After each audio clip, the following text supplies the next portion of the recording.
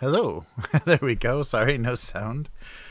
Little glitch there. Hello and welcome to the Abusecartoons Livestream.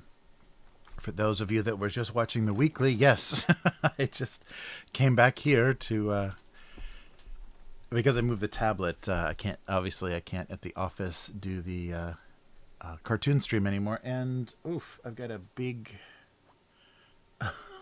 big crease in the green screen here. I might have to give it the green screen someday, or maybe get something that's not fabric.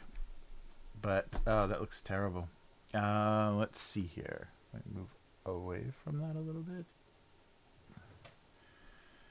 That might help. Yeah, it's not gonna work. Let me see if I can get rid of some of it. Yeah, a little bit. Okay, we'll just do that. Terrible. Okay, well, we'll have to make do. Hey, Damon, how's it going? Yeah, busy week. We had a beginning of the week. There was the typhoon warning, which didn't end up hitting very hard, but it was a big one. So people were worried if it did, it would be bad. And it was the beginning of Silver Week, so kind of a secondary week off holiday in Japan, and so many people were traveling, or at least on that day that it hit, everyone had a day off. So it was very, very bad timing. So everything got pushed. It was on my university day, and and all of the streams and everything. And then Chris, who I host with on the weekly, was leaving for the weekend to visit in-laws, so we had to do the weekly early. So this is late, and the weekly was early, which puts them on the same day.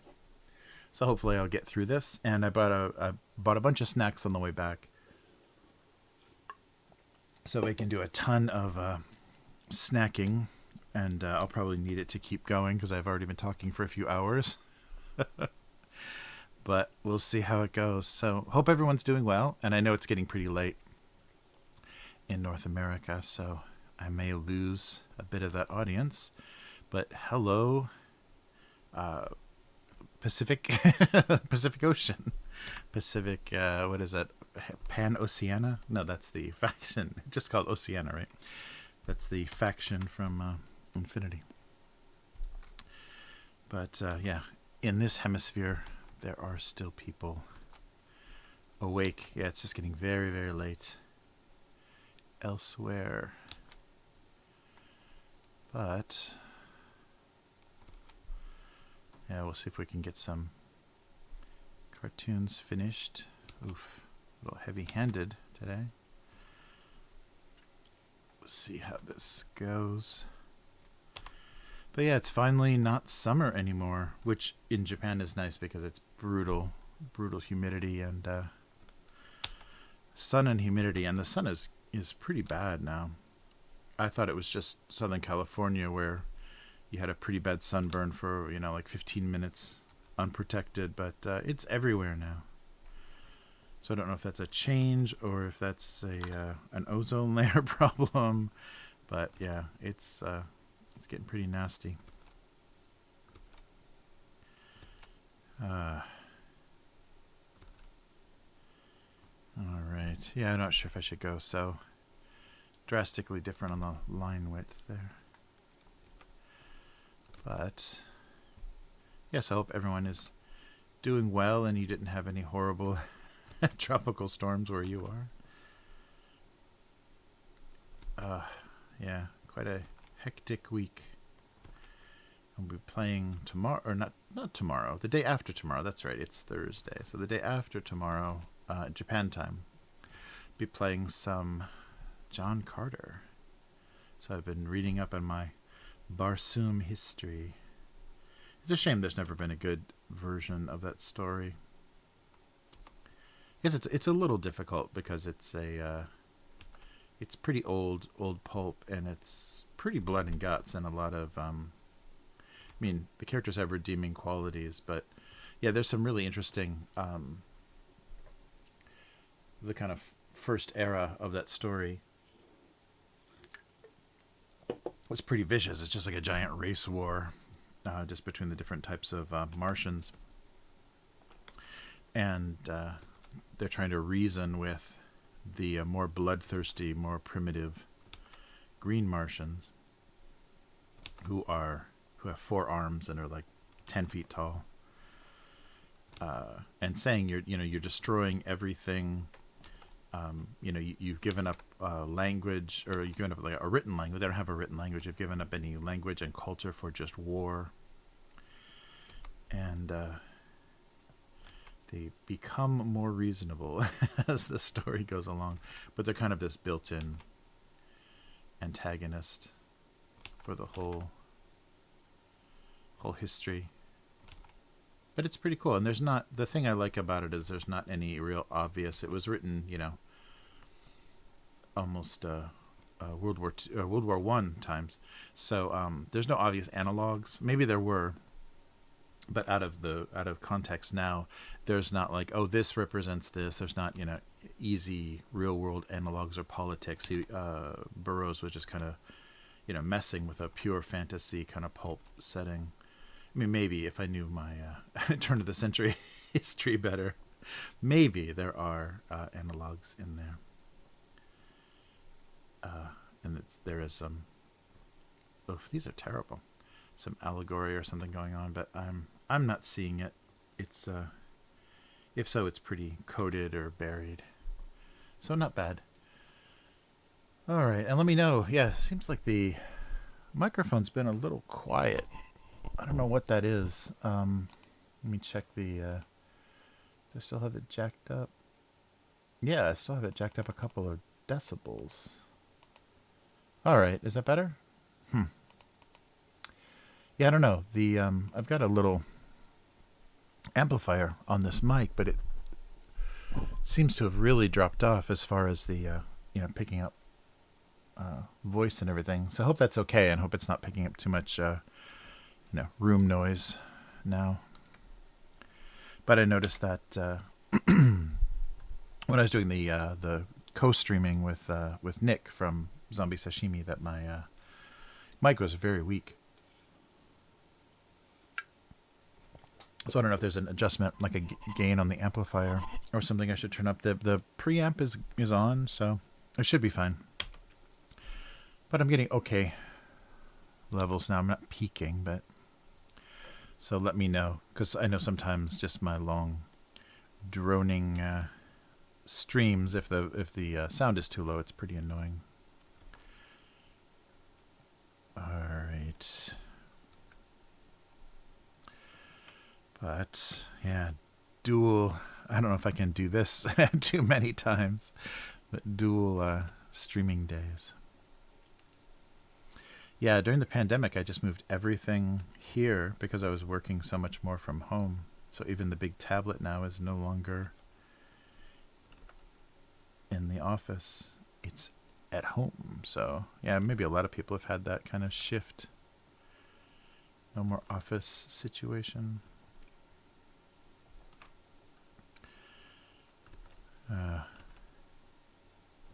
Yeah, but the only way Chris and I can record for the weekly is if I get local. We can't do any remote work or anything. So that'll keep going on. Yeah, so what's going on here? Yeah, so hopefully we're doing okay. the stream. I'm just looking at myself making the audio adjustments on the microphone. It's so sad. Mouth breathing, just staring blankly. Now this is entertainment. All right. But, come on. There we go. Yeah, and it looks like streaming is working. Oh yeah, I should check Facebook. Gotta open all the destinations that the stream is going to just to make sure things are headed where they're supposed to be. There we go. Yep. We made it. All right. So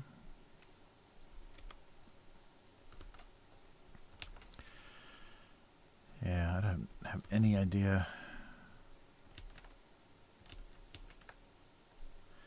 what to draw. That's going to be the hardest thing for this double stream day, as my energy is low. Just getting through the weekly was a feat.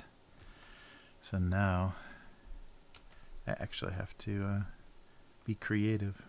Probably would have been better in the other opposite order. I'd have more low energy. I'd be able to finish the weekly, but it's going to be hard to draw and write cartoons. How about pet food?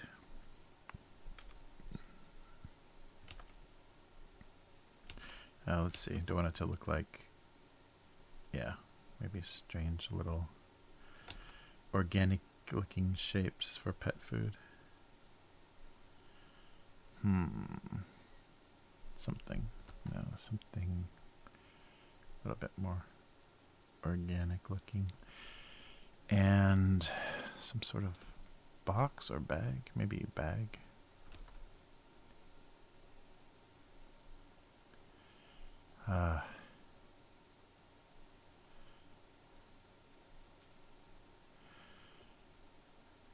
Yeah, that's the thing. You always worry during big storms in Japan.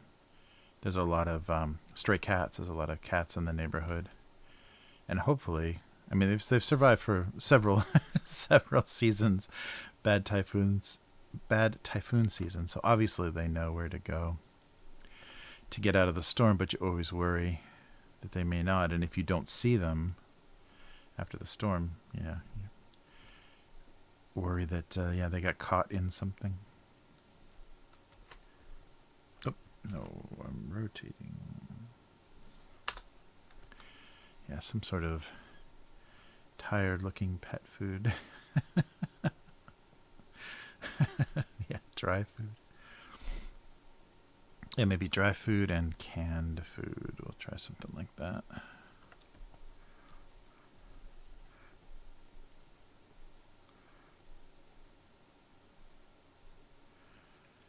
Yeah, so something here, there. But yeah, thanks for tuning in. Sorry about the funky green screen. I've got a crease. I think I've just got it pulled wrong. I've got just big spring clamps holding the green screen against my big bookcase behind me. I should just give up the green screen. I don't need to be cut out. You know, a little square would be fine.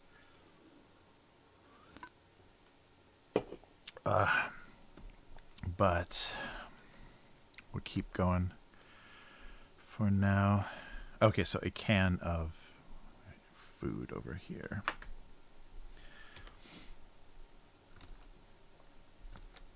That's not too big. Oh yeah, maybe open would be more fun too.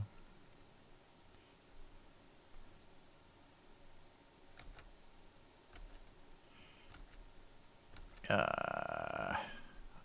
of like that. Ay, ay, ay. Yeah, and already the Halloween, it's still like usually summer, like pretty early September, and Halloween is in full force in Japan. They love selling Halloween goods and Christmas as well, but they don't really, neither holiday gets celebrated that seriously. Something like this. Yeah, the style's looking a little weird. Hey Matt, how's it going? Train was not bad. I didn't get any reading done. I was hoping to get some reading done, but it was a little crowded, so I just listened to some podcast. But yeah, not too bad. Yeah, it's funny. I used to have all this stuff in the same place, and so I could have done both streams, like, you know, one after the other. But now, after the pandemic, I've got a lot of stuff at home. So now the home streaming, and I don't want to give up. I think home is much better. It's much cheaper too. Trains here are really expensive. For some reason, on this side of the country, the train companies really gouge. In Tokyo, they really can't do that.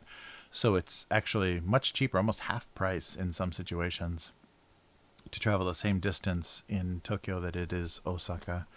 And where I'm at specifically too, they've gone, you know, they've had to cut through a few mountains, so they make those routes extra expensive. So going one stop can cost as much as an entire ride, like across Tokyo, in some in some combinations of things.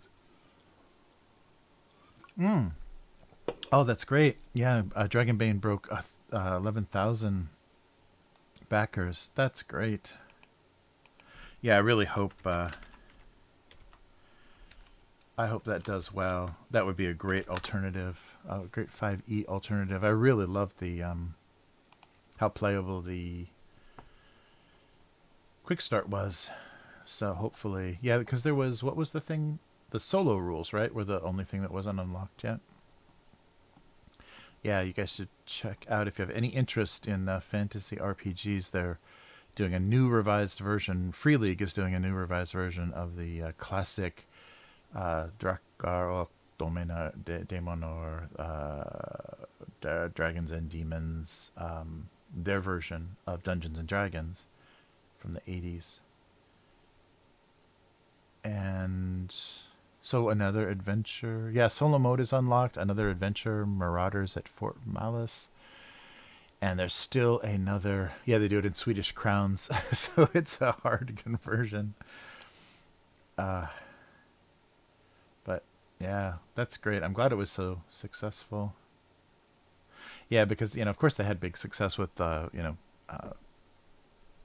Blade Runner and The One Ring, because those are, you know, established IPs. But it's good to see that this game, now they have the rights to this game, and that this game is going to be produced. Oh, that's right. They're doing cardboard, the stand-ups, too. That's right. Yeah, so we're going to get... I really, though, the one thing I really loved about Forbidden Lands is how they did the rule books. I really love those rule books. Those blew me away when I first unboxed those. I really loved how they did those. So having booklets, having not hardbound, not fancy books is a little less fun. But, box sets I think they're sticking with how the releases have been made. Yeah, core rule book looks so it'd be like a softbound core rule book. It'd be nice if they did a deluxe, book separately. And we'll get the early access PDF. Yeah, that'll be great. Yeah, that's great. Sorry, I'm just reading Kickstarter. I'm not even drawing. I'm not doing anything. Matt, you did this.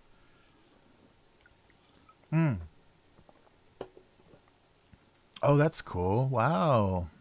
10 hours left. Yeah, yeah. Yeah, I would love... and maybe... Well, I mean, I guess that's never how this game was produced. It was always box sets, so... That will probably not be a thing, but yeah, I love those books. Those Forbidden Land books are so good. And they did them small. They did them like not B5, B6,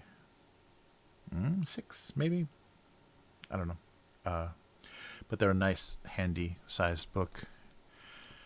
Very nice quality. Yeah, I wonder if it was kind of surprising, because it seems like, Forbidden Lands was going to be that's their fantasy system. And it works really well. But then...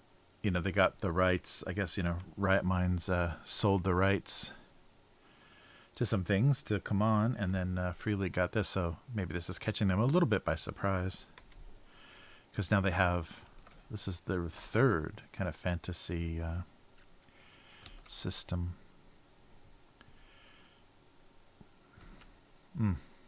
Including Symborum. Hey, hello Megs, how's it going?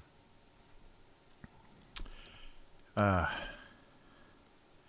yeah, really looking forward to Dragonbane. I'm warming up to the name too. When they first announced the name, I was like, why don't they just call it Dragons and Demons? But yeah, they can't. That's not very marketable in the US, I think. I think they'll run into some objections. Don't want to remind anybody of the bad old days of the Christian conservatives attacking Dungeons and Dragons. But they attack everything. They attacked heavy metal and video games and everything else. Alright. Okay, well, we'll do pet food.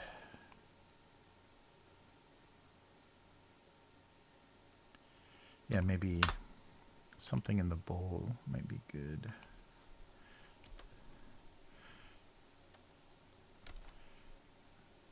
Yeah, there we go. Yeah, it doesn't have to go over the edge. All right. Well, I guess I should have done with that more classic unflippable dog dish. That's on a very realistic or common looking dog dish. Oh, nice. Yeah. Sorry, this is a weird day and time to be doing this, but the typhoon here kind of shifted my schedule. So, thanks. I'm glad you caught the stream. All right, we'll go with that. This one. But yeah, it's good to be able to do both of these in a day. I'm glad my schedule worked out, so no driving until later. So I'm free to double stream, to travel across the city and then double stream.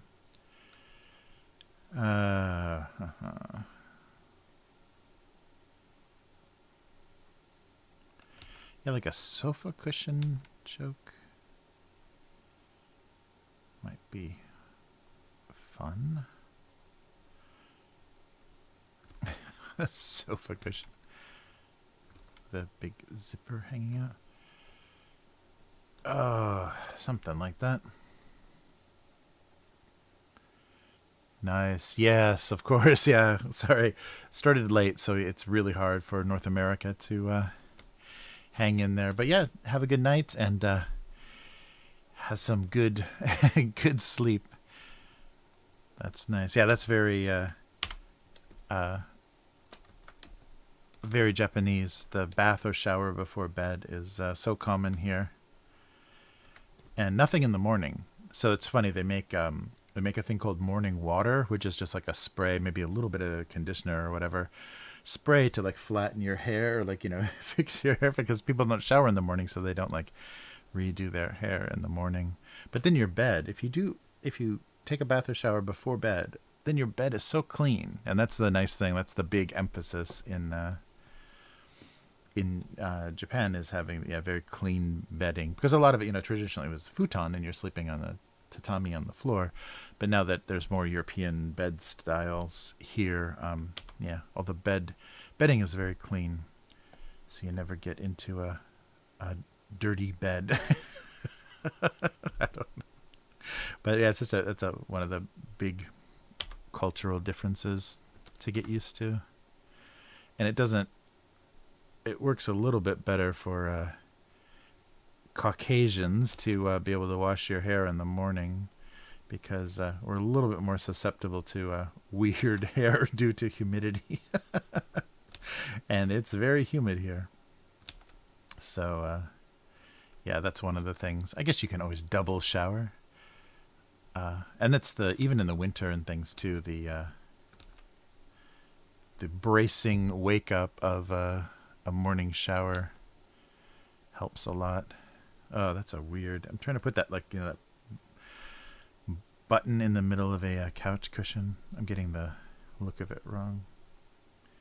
Not a cushion, but a throw cushion. Yeah, it's a funny difference to learn. And so, especially if you're just like a homestay student or something, that's a little frustrating, because your family, the host family, homestay family, may not accommodate you showering in the morning very well.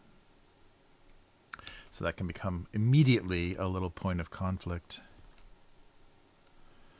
And also, Americans are not very bath culture anymore. In some places, it's just showers. Not liking this. Let's try something else. But what's another kind of? I just want to do a throw pillow, but I want it to look more recognizable as a pillow. I guess I won't do the thing in the middle. Just maybe some creases. Yeah, that'll work better. Nice. Oh, nice. Yeah. Oh, that makes sense. Yeah, definitely. And also, you know, Hawaii being more tropical, that makes sense to, have you're going to be sweaty, before bed, so that works. Hey, how's it going? Is that Lekia? Lekia, bro. Good to see you. Yeah, a little bit late. Later than the normal. Oh, different day, and later than the normal schedule. So good to see some new people in the stream. Thanks for stopping by. Yeah, so I'm just drawing. Double check my stream is still working here. I'm just drawing the cartoon that I do for Go Comics. So I'm just drawing in Photoshop, and so drawing and writing the cartoon. So very good.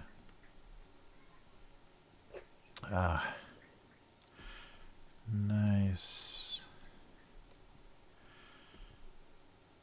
Yeah, I think I'll go with something. Oh, maybe some stuffing too. Maybe some that can be a point of tension. Some little foam, foam stuffing. All right. There we go. Yeah, that'll work. Wow, I almost drew this at 100% scale. That's rare. And I guess the couch cushion should be bigger, shouldn't it? Or a little longer at least.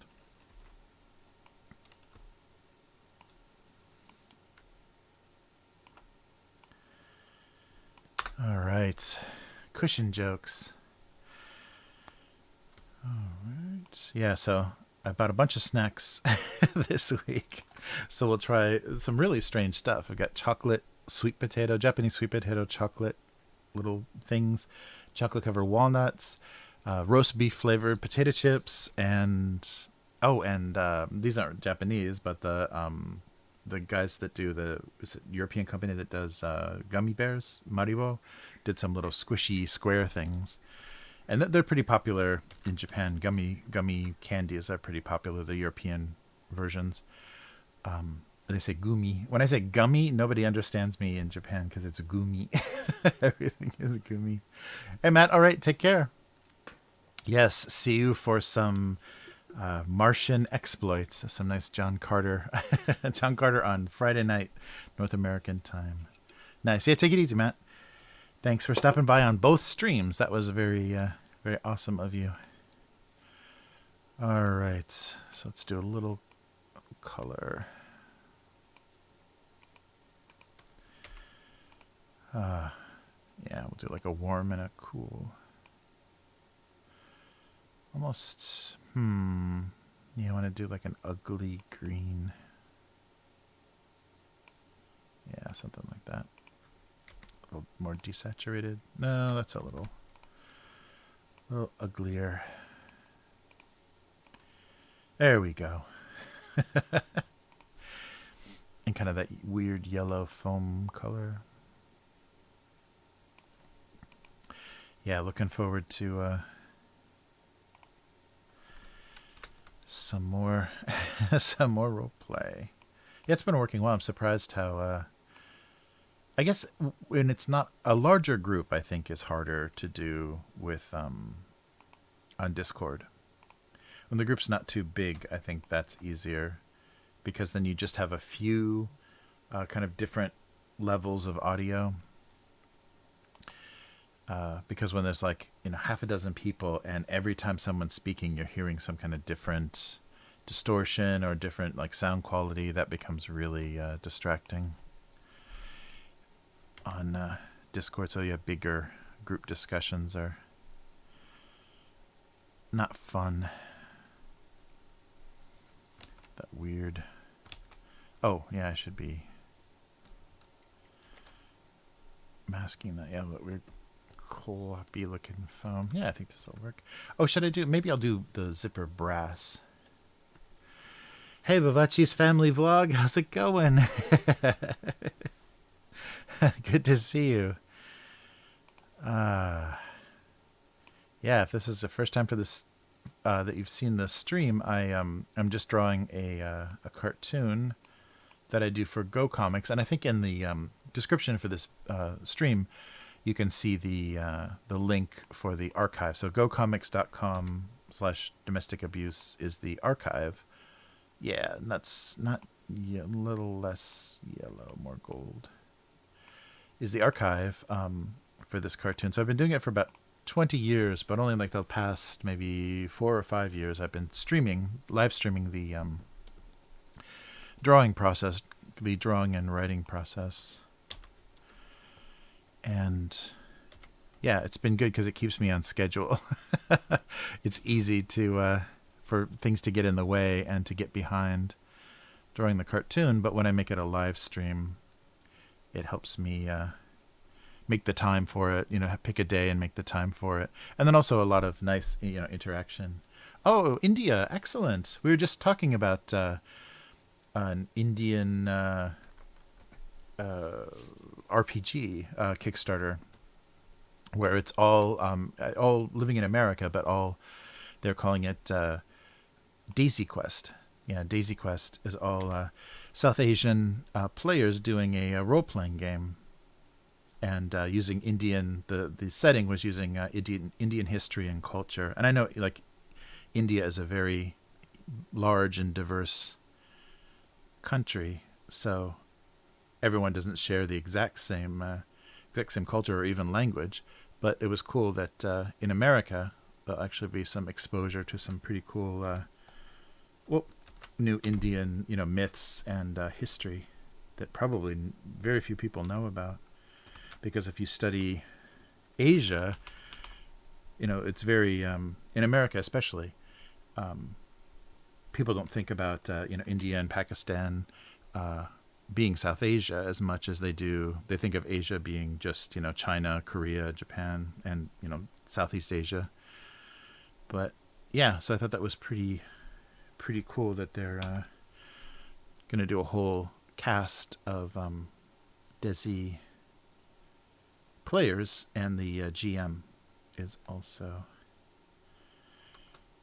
And then that setting, I hope they're going to publish the setting. It looks like they did some pretty cool illustrations for the game, but I hope they publish the setting, because that would be cool to read. All right.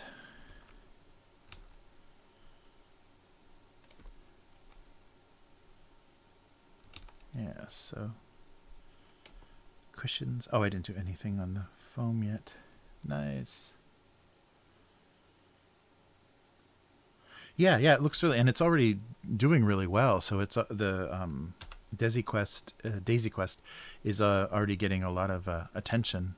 I think people are very interested in like non-European roleplay settings, because we've just had for 50 years, we've had it all be based on kind of medieval Europe. So whenever there's other medieval settings, though it's at the same kind of period in history, but in a actual different time or different location, different geography, I think that's very interesting. And even Wizards of the Coast, was kind of paying attention to that. That last, the Radiant Citadel, I think it's called, had a bunch of settings inspired from other cultures, other non-European cultures like Philippines, and I think I can't remember all the different sources of the settings, but yeah, giving people some alternatives, and written by people from that culture, so it's not just best guess or approximately. It's actually people that know what the most interesting parts would be. Okay, so maybe some shine on that zipper, so it looks a little bit more metallic. Maybe the teeth too.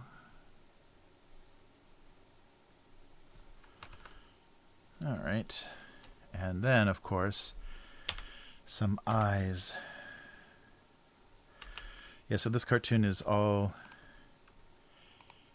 sentient or what would be inanimate kind of household objects are actually the characters. So the little eyes and sometimes mouths are the only way to know that these are the characters, that they are alive. Oh yeah, no, that's a good point, Mags. The there should be more, and especially like I think Americans know very little about Hawaiian culture and the history of Hawaii, and kind of the tragedy and kind of sadness that in a lot of Hawaiian cultures it kind of was incorporated into the U.S. And not a lot of people know that. They just think of Hawaii as the vacation, kind of tropical vacation spot. But yeah, I think there should be a lot more. And I guess it's just I don't know how they prioritize what's taught and what would be useful and what's not. I know my older daughter, there was a bigger emphasis at her I guess grade school and junior high school. There was a bigger emphasis on Korean culture, because there was a sizable Korean population at the school, so they celebrated some of the Korean holidays, the Lunar New Year and things were celebrated there, just to kind of incorporate the culture of a larger group of the students. And so I'm sure like history classes and things were taught a little differently. But yeah, no, I think that's a good point. That's a good American schools could definitely use that, and it probably is. I mean, I have my very old experience. It's not very recent experience with the American school system, but hopefully they're changing just to kind of support the diversity of the student body now. Oops. But I remember, like students from different cultures. If there's only a few, if you're there's like not many students from a different culture, a lot of the times, I mean, it's a lot of work for them, but a lot of the times they would share, their food and religion and culture, just on a with their classmates on a just a casual basis to get to understand them a little bit, especially if they had like any sort of like I think there was a Sikh Indian boy in one of the classes, and so people were questioning, "What are you wearing? Like, what's on your head?" And so that kind of attention, gave him an opportunity to explain the culture and everything.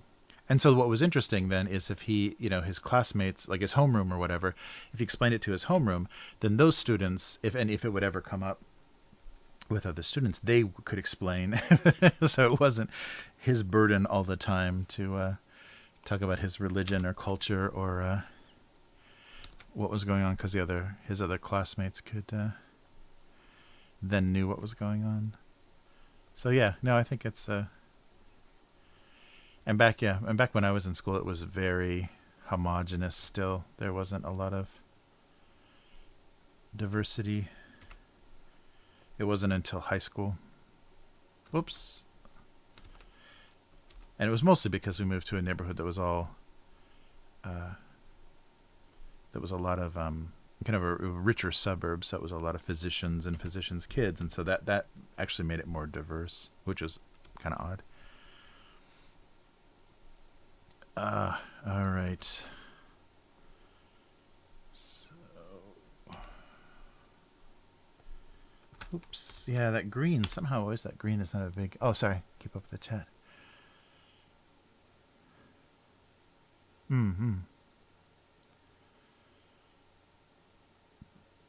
Yeah, right. Yeah, when you're kind of the token, the single kind of representative of a race or culture, that definitely brings a lot more attention. Yeah, and negative attention too, bullying and discrimination and things.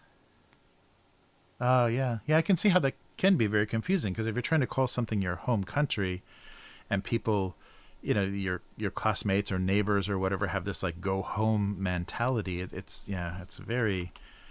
got to be very weird and alienating as a kid. I think they're probably having a lot of that going on in Europe now, because there's bigger groups of refugees and people from other cultures than ever before, and I don't think they're being welcomed or kind of assimilated very well. So I think there's probably a lot of kids that are feeling very disenfranchised and just angry about where they are and how people look at them. That's not going to be good. Especially young men don't handle that very well. You don't like me? Well, I double don't like you. That's a very dangerous game. Yeah, my first experience of that was Sweden. It was a homestay in Sweden in my last year of high school, and I didn't realize. Like, I think they called them, in Swedish they called them Turkish, but I don't think they were. They're not all from Turkey, but maybe that was the original group of immigrants. But there was a lot of clash between the young Swedish guys and the immigrants. I think a lot of them were actually like still refugee status, refugee families in Sweden. So a lot of tension. I was in a bar that had a second floor, and somebody was shouting down at some guys in the street from Middle East or Turkey, and sort of shouting match, and then they just started throwing rocks and bottles and everything up through the windows of the second floor, and just totally took out every single window in the building. It was insane. So things could get pretty ugly. Yeah, I'd never seen anything like that before. I just kind of grew up in the Midwestern suburbs, so that kind of clash was very, very new. All right, so yellow or I've already got kind of an orange. I guess kind of red is good. Let's do like a label and something. Yeah, maybe like that. Oh, sorry, you can't see my color picker, so you don't know what I'm doing.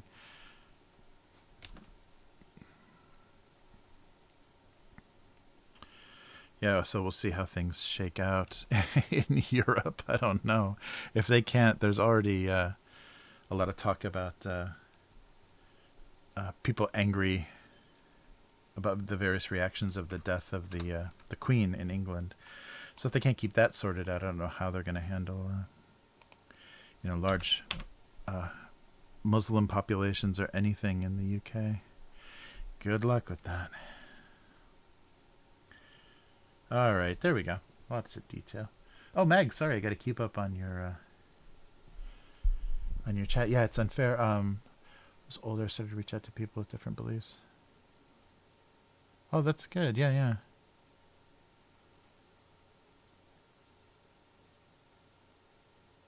That's good.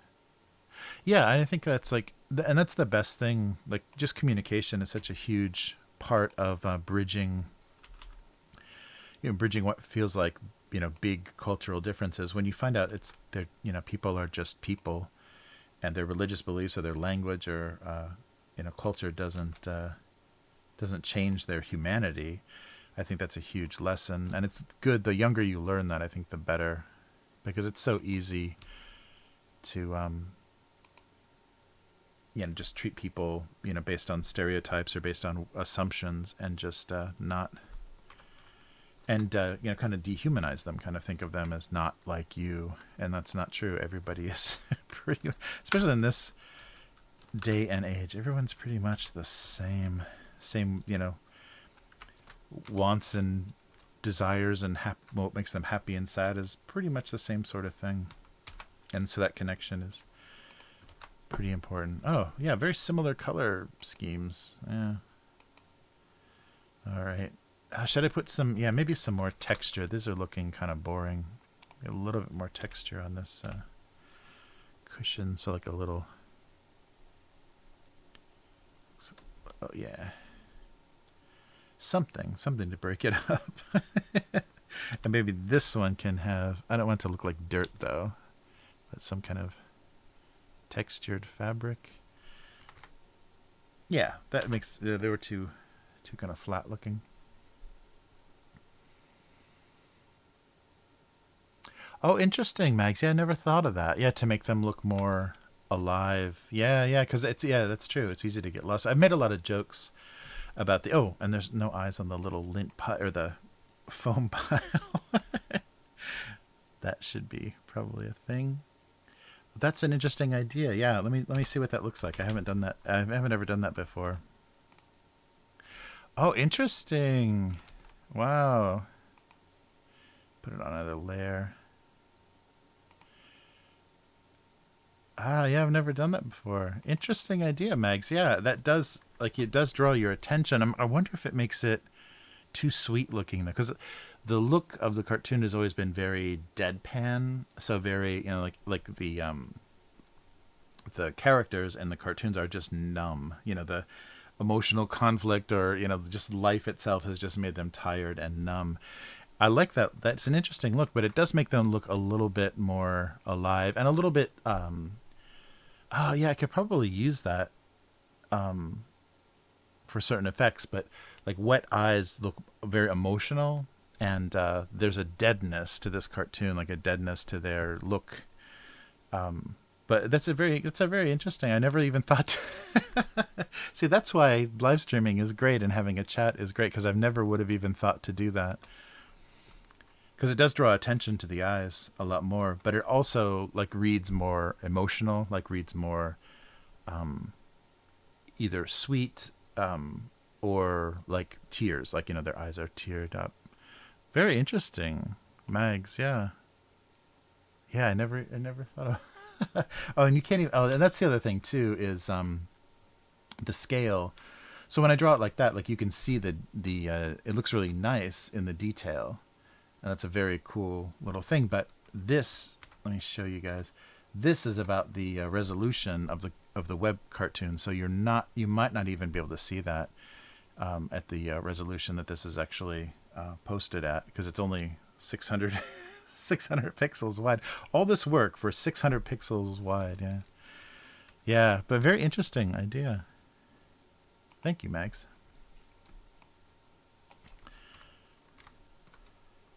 All right. Oh, I think that's good. We've got them drawn and colored. So let's take a break and do some snacking. Now, with how screwed up my green screen is, maybe this part is going to look pretty terrible, but let's give it a shot and switch over.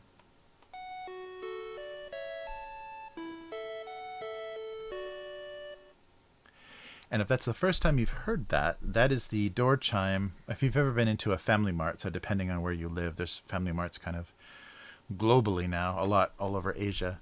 So that chime was originally a Panasonic doorbell, that a song written for a Panasonic electric doorbell that Family Mart used in their early shops, and it became so ubiquitous with Family Mart because everybody that went into that store heard that, and not everybody had that at their house, so they kind of adopted that as their I think they actually bought the rights to it, so I don't think you can get it as a default Panasonic doorbell anymore. So I'm almost done with this. So where should we start? Well, let's start with the strangest. So this is going to be several snacks. Impossible to cut up. If Unknown Girl is watching, it's going to be impossible to cut up into short segments.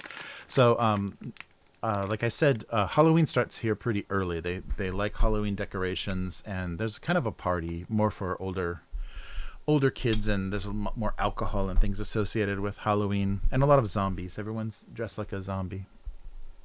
So the microphone is just kind of coming out of the out of the shelves of the convenience store. But let's start with these. So this is so the kind of Oreo cookie, the domestic, the YBC, the what's it? Yamazaki Biscuit Company, something like that. YBC does their Oreo ripoff, which is called Noir. Noir, pronounced like Noir, no more French way, but Noir, spelled, Anglified, is Noir. So their Noir cookie, and you can see it here. Their Noir cookie is like an Oreo ripoff, a dark chocolate with a cream middle. So this is basically Japanese Oreo version of a Halloween snack. So it's chocolate and sweet potato. So this purple color, if you see this in ice cream or things, it looks like, oh, maybe it's blueberry or maybe it's, grape or something. It's sweet potato. Light purple in Japan is sweet potato. Hey, Angel, how's it going? Thanks. Yes, this is, these are individually packaged, so yeah, easy to deal with. Yeah, this is very common here too, is a bag full of packaging. So Japan is they have their environmentally friendly, green, ecological persona, but there's so much plastic packaging in Japan, they're actually violating a lot of that image. Oh yeah, so I guess these are kind of done as Halloween candies. Oh yeah, and they're all different too. There's if you can see, a black cat and a witch's hat. Yes, these are packaged for trick-or-treating, which doesn't happen here. So, but also a lot of things are individually packaged because hospitality is very important. I'm sure, like in a lot of cultures, if someone visits you, you always offer them something to drink. And so now that the weather is starting to cool down, you'd offer them like hot tea or coffee, and on the side of the saucer or on a little plate, you would also give them something to eat with it. So a biscuit or a cookie or cracker or something. So these could work as something that you could serve with coffee. But let's take a look. Oh, these are very strange looking. Yeah, see that purple, that purple color is very misleading. I'm expecting some chocolate blueberry, but it's going to be chocolate sweet potato. So let's actually give this a shot and see how these flavors go together. Oh, wow. Yeah, very sweet potato. Yeah, the chocolate's pretty dominant. It's white, like a white chocolate flavored with sweet potato, and that's very strong. Oh, there we go. And then there's the dark chocolate at the end. It's not bad. It's very sweet. Always, white chocolate. White chocolate, you can flavor it, but it's always, super sweet. Interesting. Now, you don't taste the chocolate cookie until the end. They're very cute, though. It's not a terrible combination, but, it is a sweet potato sweetness. So, like you've had yams or anything. It's not super sweet. So the white chocolate sweetness is a little strange with a potato flavor. And then chocolate afterwards is odd. It's not as bad as some of the chocolate consomme potato chip we had that time. That was a terrible combination. This is okay. You're right, Mags. It does look like a Twix. It looks like a very, very old and discolored Twix. Well, sweet potatoes are a fall flavor here. Pumpkin and sweet potato. And actually, Japanese pumpkin, you can eat the whole thing. The meat of the pumpkin is very sweet and much softer than the kind of gourds, the traditional pumpkins that you carve for jack-o'-lanterns in North America or in America. I'm not speaking for Canada. Japanese pumpkins are very tender and sweet and small too. They have a dark green skin and a very dark orange inside. I don't know. It's okay flavor. That the white chocolate coating, I would almost want it to be a little less so. Okay. Well, so this was and you can see it's all decorated for Halloween. So this is the YBC's Noir. Sorry, chocolate. What is that? Oh, crunch. Yeah, crunch chocolate. Sweet potato flavor. So 6. Oh, wow, there's only 6 pieces in there. That's not very many. But yeah, they're not bad. It's not an unpleasant combination. It's just, a little odd. Like chocolate and green tea. Sometimes they mix those things. All right, let's keep it going. So here's the store brand. So Family Mart, this is their weird mark they're using now. Instead of the Famima little thing they used to use, they've got this green and blue circle, which is still the colors of the shop, but they're changing it. So this is chocolate covered walnuts. So kurumi chocoreto. Kurumi is the Japanese word for walnut, and they have chestnuts too. I think chestnuts are actually more popular than walnuts. So they had chocolate covered almonds and a bunch of peanuts and things, but I've never seen walnuts before. So this is the first time I've actually seen chocolate covered walnuts in Japan, and I wonder if these are where the walnuts are from, if they're American or hopefully not Chinese. Sorry. But where are the source? Oh, nice. Oh, they're nice. And if you noticed, sorry, I didn't show that off very long. The coating is a very dry, kind of dark chocolate coating, so it tastes like a dark chocolate brownie. You know how you have like walnuts in brownies? Wow, that's really good. So a lot of the times chocolate covered peanuts have that very waxy, very heavy coat. Chocolate, this is kind of just a thin, dry coating of almost like a chocolate powder. It's more than that, but wow, that's really good. It's shocking. This is just a store brand, like less than $1 snack, and all the convenience stores have their own like store brands now. And the quality of those snacks is amazing. It doesn't have to be, because like usually when you're buying the store brand something, you're doing it because it's cheaper. You're not paying for the advertising or whatever for, whichever company it is. But they really do a nice job, and especially the some of the cafe style desserts they do. They're store brand, but they're really amazing. And I think what they're doing, in a lot of cases, they're trying to compete with Starbucks and some of the higher end coffee places that have cakes and snacks and sweets with the coffee. So they have cheap coffee there and then cheap snacks. And sometimes seating, depending on where it's located. A lot of the times, the convenience stores start to have seating. They'll have a little counter or little outdoor kind of cafe style tables. So they're really trying to encourage you to use those shops as an alternative to Starbucks or McDonald's or whatever, even like that. Interesting. So, sorry, Mags, I'm getting you hungry. Oh, nice. Oh, strawberry senbei. Nice. Hello Kitty strawberry senbei. Very good, very good.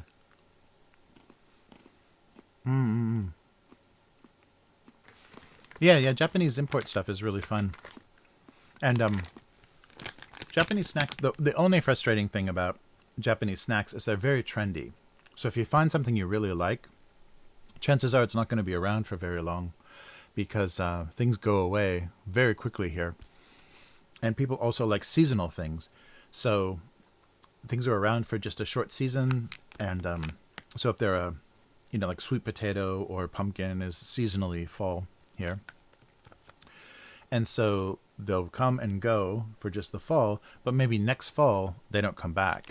So it's a very limited, get it while you can and appreciate it while you can, because it may not be around ever again. And for some reason, that's a really constant thing. The impermanence of happiness in Japanese culture is really prevalent in kind of everything that they do. Happiness is fleeting. The joy that you'll have is very fleeting. Kind of like the cherry blossoms in Japan. They're so beautiful and they're not around for very long. So that aesthetic permeates everything. How fast the fashion changes, the trends in food and snacks and hairstyles, and everything goes really, really quickly here, and so you can't get much permanence in super. I mean, I'm just talking about superficial things. There's a lot of impermanence in things around you and popularity of things. So yeah, it's a very interesting. Yeah, it's a very safe, very beautiful country. It just during September is menaced by typhoons and has a miserable wet summer. But if you're used to like Florida in the U.S. or even some parts of the Midwest get pretty muggy in the summer. That's probably the worst part.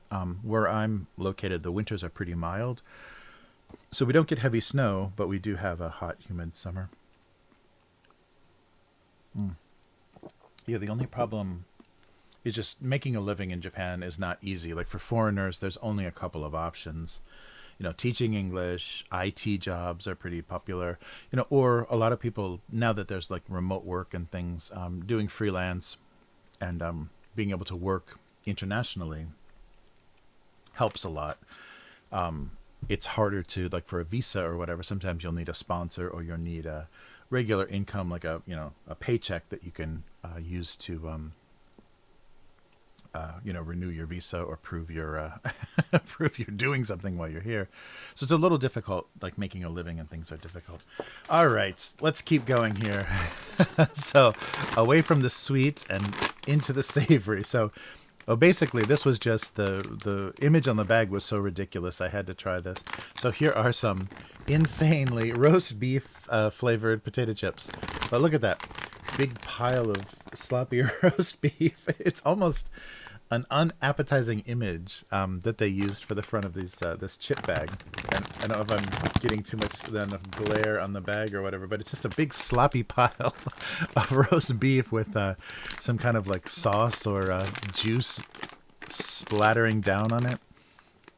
So we've had some. This is Yamayoshi. We've had some of these snacks before. And so these are just roast beef flavored chips. Oh, and special shimikomi potato. I don't know that name or that region. Yeah, so I love their kind of savory. They have a lot of yakiniku and beef, like different grilled meat flavored chips. Oh yeah, so very standard kind of thin, like a Lay's kind of potato chip. Oh wow. Wow. That's crazy. Yeah, it tastes like roast beef. It's really, really good. So it looks like it's just a coating. The potatoes aren't like soaked in anything. So it's just that kind of same kind of powder coating that like Pringles or any of the potato chips have. It's not so salty, which is interesting. They don't do really, really that sharp. You know how they like Pringles and some of the American brands have that weird formulation where the coating, it's salty enough and it's like strong enough in the flavor that as soon as the flavor kind of disappears, you have to have another one. Like it's like it becomes very addictive. That strong kind of punch of flavor on potato chips makes you just like, go through an entire bag or an entire tube very quickly. They don't do that same thing here with the chips. They're more natural flavors and they're not so like, whoa, when you taste them, but very, very authentic. And a lot of the times, because it is like natural fruit juice or whatever. So, yeah.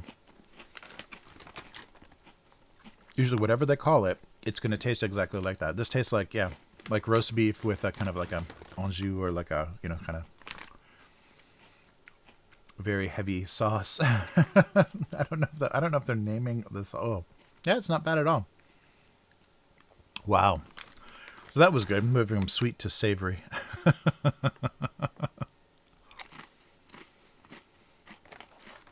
Yeah.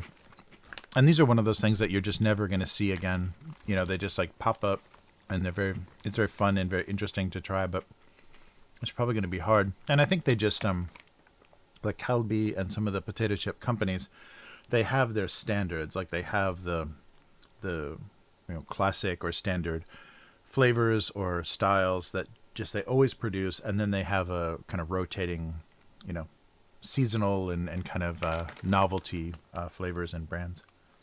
Yeah, these are good. I like the very thin chips. Sometimes I get very heavy, kind of those kettle chip, very thick cut. Yeah, I don't know how they did that, but that is, it's very, very real roast beef flavor. The powder is amazingly authentic. Yeah, it's nice. Wow. So yeah, I don't think we've had Yamayoshi usually does a pretty good job.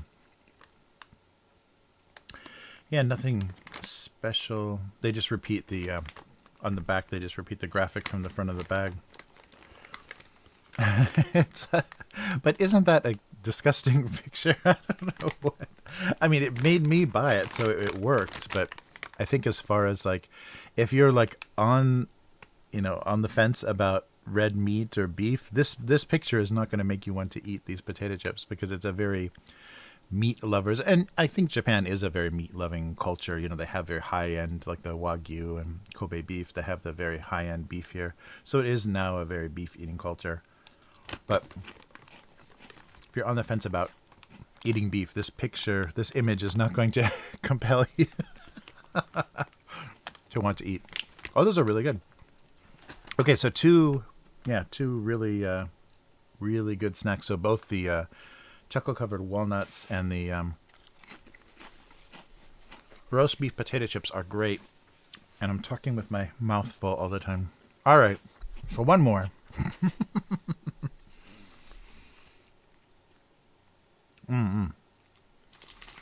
Oh, nice. Yeah. Well, I think Calbee would have the imports. Okay, so these aren't Japanese, but I had to try these because they looked very funny, very friendly. So Haribo makes the kind of classic gummy bears and gummy worms. So they're I guess this is an import product, because the Japanese is just a label on the back. So a bigger share size, but these are squishy squishy gummies, and they're not the clear kind. They're kind of like an opaque So I was curious about the flavor.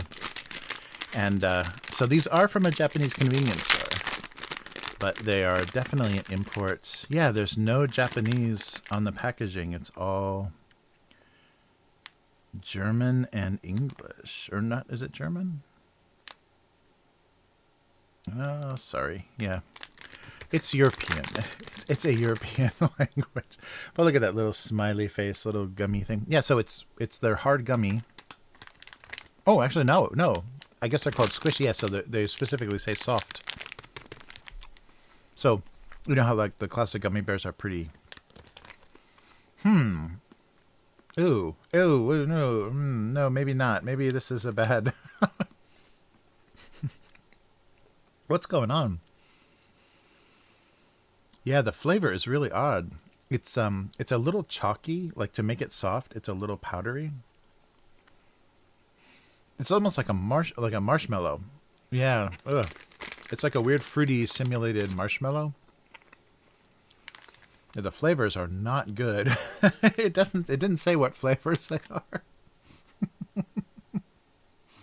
But oh yeah, I should have figured out, yeah, you can squish them pretty flat. So they're not as rigid as gummy bears. If gummy bears are.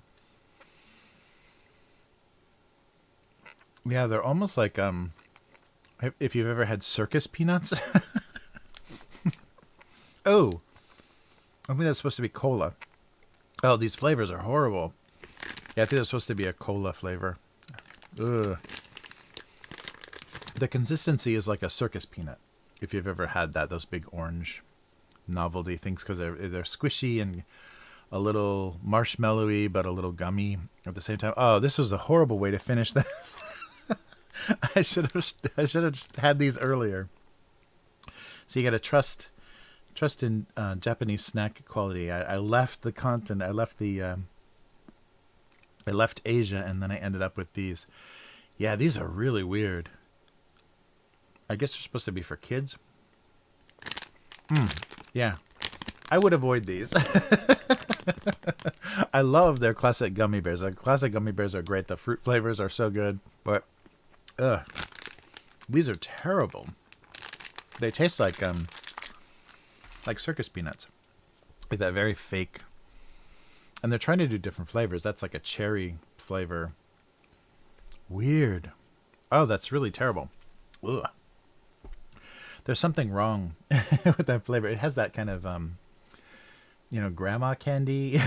Like if there's like a bowl of candy at your grandmother's house, and it's always like mysterious brand, like the old ribbon candies and stuff.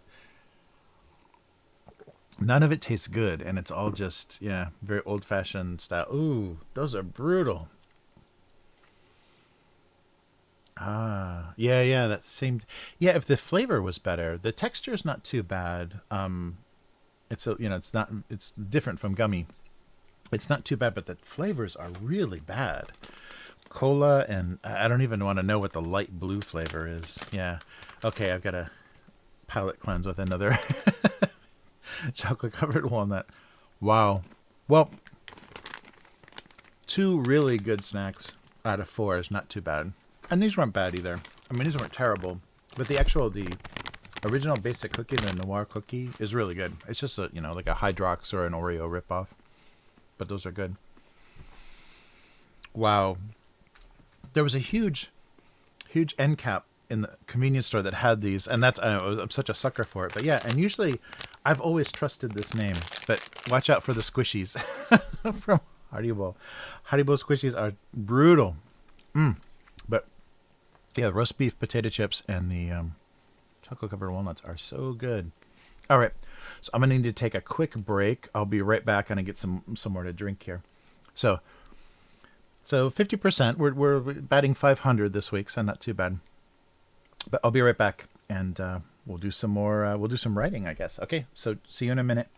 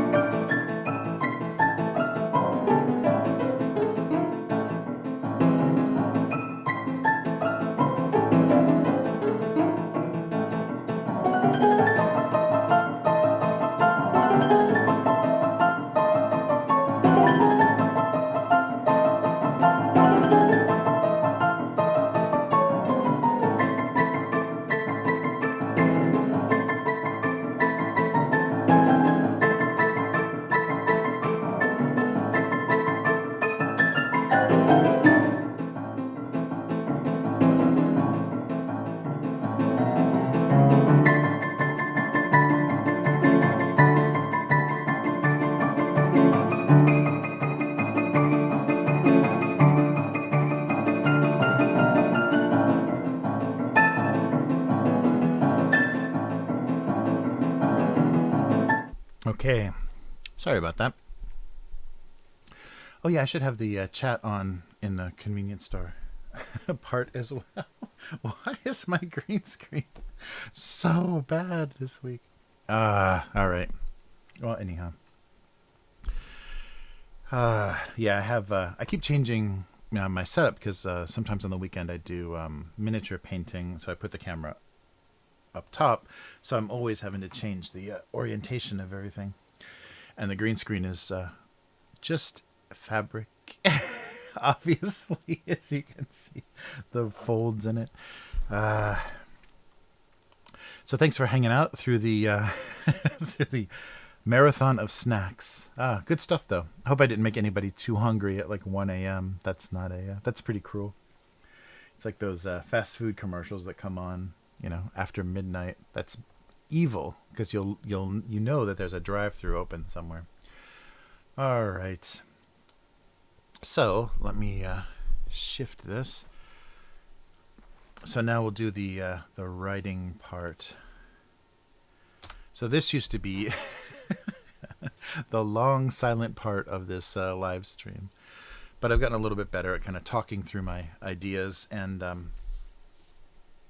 figuring out something that I want to do with the joke. And so for the longest time, the cartoon went between writing the joke first and then drawing a picture for it, or drawing a picture and it inspiring kind of the joke. And more recently, since I'm drawing on live stream, usually the drawing comes first. Sometimes I'll have a joke or some phrase in my head that will inspire a drawing, but usually it's I'm writing for the picture. So that's become more common style, and you can kind of tell, like if you go through the go back through the archives, you can kind of see that when the joke comes first or the image comes first. And we'll do that. We'll take a look at some comments. So we'll go back through the older archive and go through some comments in a little bit. But first, let's get these written and posted. All right. So this joke this idea was going to be kind of the wet and dry pet food idea. So so something that contrasts, the idea of canned or bagged food or wet or dry, and maybe how the bowl the bowl just has to take whatever it can get. So maybe the pet dish or the pet bowl having no preference, or not knowing why why things were divided along these arbitrary lines of wet and dry. Let me just double check I'm not missing any messages. Okay, I think we're good. My phone is forcing an update. I love that Android just forces its little security updates on you. All right. So the wet and dry debate, or the difference between wet and dry.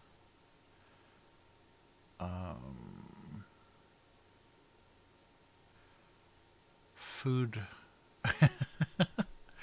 was usually, or could be, both wet or dry. Made no difference. Or once in the dish, a sad bowl. Yes, a very sad bowl. Once. Oh yeah, so and maybe a combination too. So how about something like once in the pet dish, pet bowl,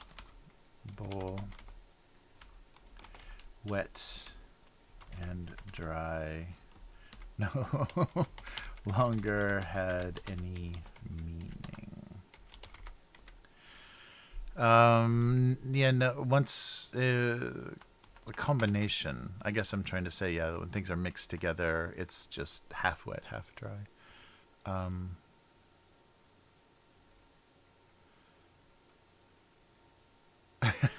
Or maybe like a instead of wet and dry, something like both wet and dry pet food. Food created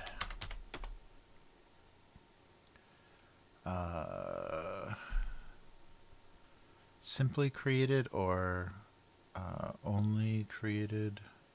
So damp. I think the funny word, a funny way to end that is just call it damp.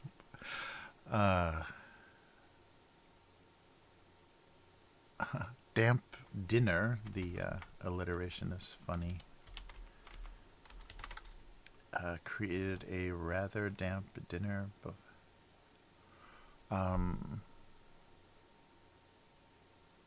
Unsatisfying. Yeah, so something, so not choosing one, but actually doing both wet and dry cat food, or maybe not both, but combining wet and dry pet food instead of both. I found myself in the wiki at 2 a.m. trying to figure out how to get a password. There you go. Yeah, since travel's been a little bit more limited, I think maybe passports will go pretty fast. Well, come to Osaka. I'll show you some good Korean barbecue, Japanese style Korean barbecue. All right. Let's see here. Yeah, maybe combining is more clear. Combining wet and dry pet food. So a middle of the road, or yeah, a indecisive in, what's a good way to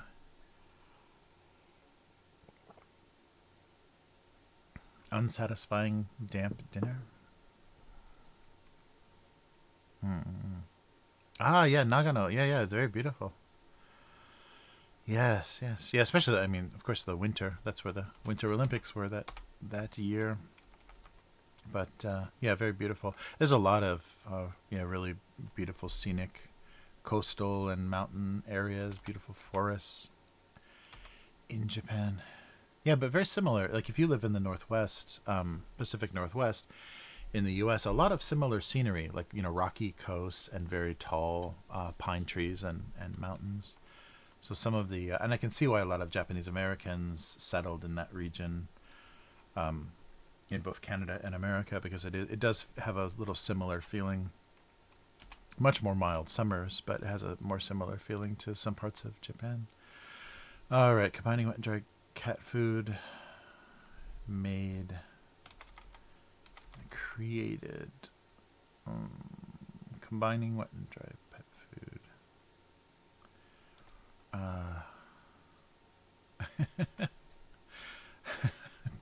I like the phrase damp dinner, so I really want to use that. An unsatisfying, made for a, yeah, something about not being decisive, or not choosing.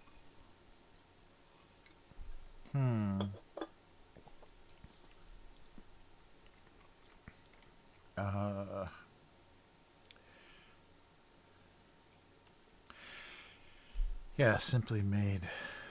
An unappetizing, uninteresting, uninspired. Oh, engender. Oh, engender is good. Ah, yeah.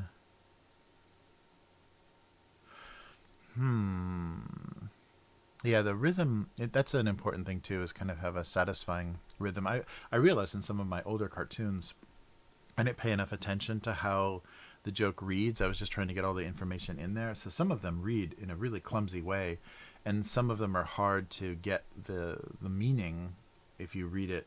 If you misread it a little bit, it's very, very confusing. A lot of longer jokes in the past. So combining wet and dry pet food, made a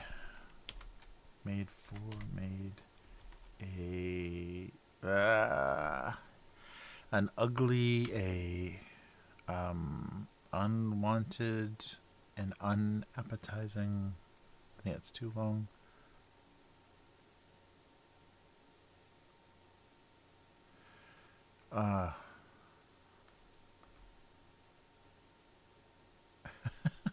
dinner. It's just the damp for food is a very gross, very funny, gross way to talk about food.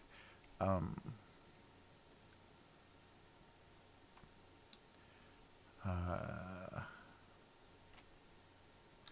Combining wet and dry pet food.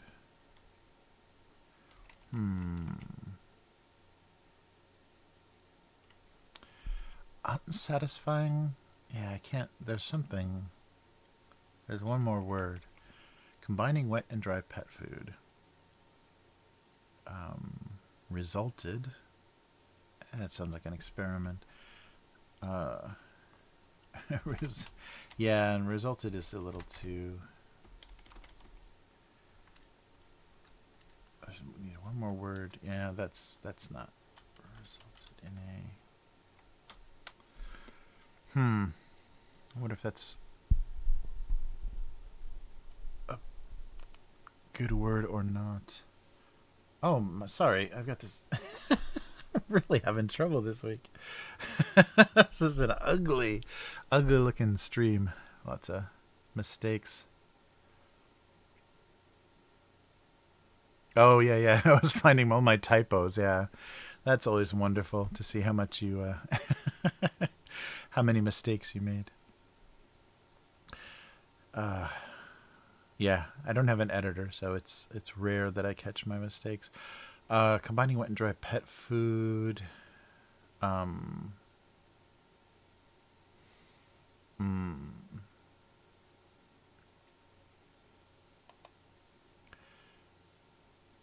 Left a or.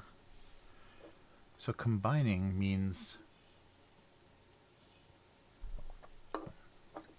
Is there a better word than that? Mixing?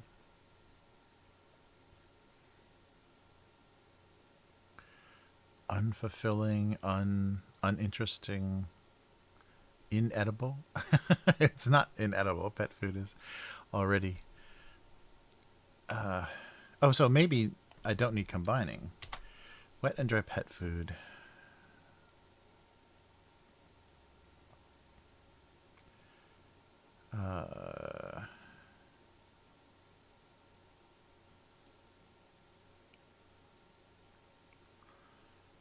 And dry pet food.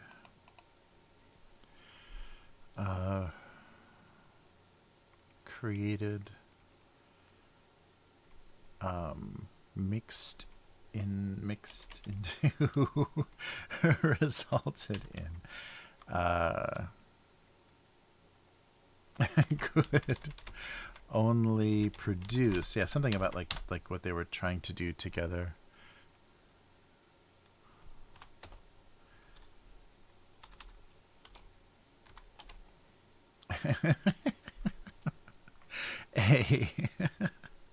Sad, unsatisfying.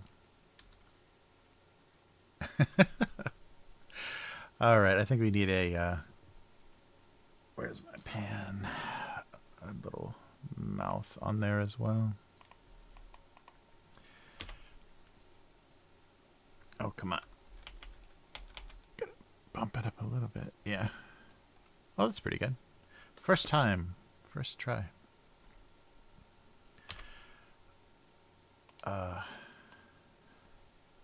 Could only produce a depressing, a sad little damp dinner. Maybe little is not necessary. A unhappy.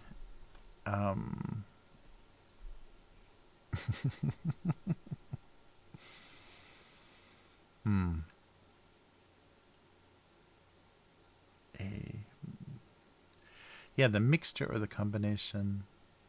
Oh, thanks. Could only produce a sad little, a unsatisfyingly damp dinner. A unsatisfying, I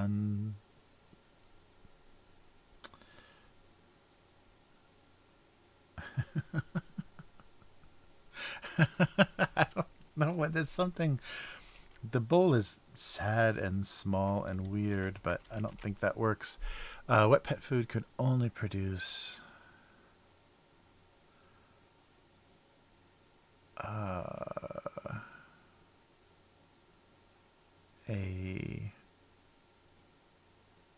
unsatisfying. Let me look up some. I need some synonyms.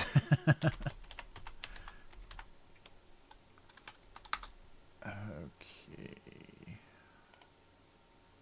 Unsatisfying. There's got to be something that sounds.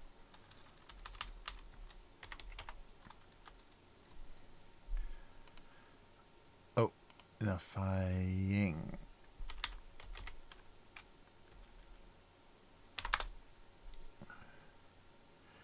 Depressing, disconcerting. Oh, I like disconcerting. That's mediocre.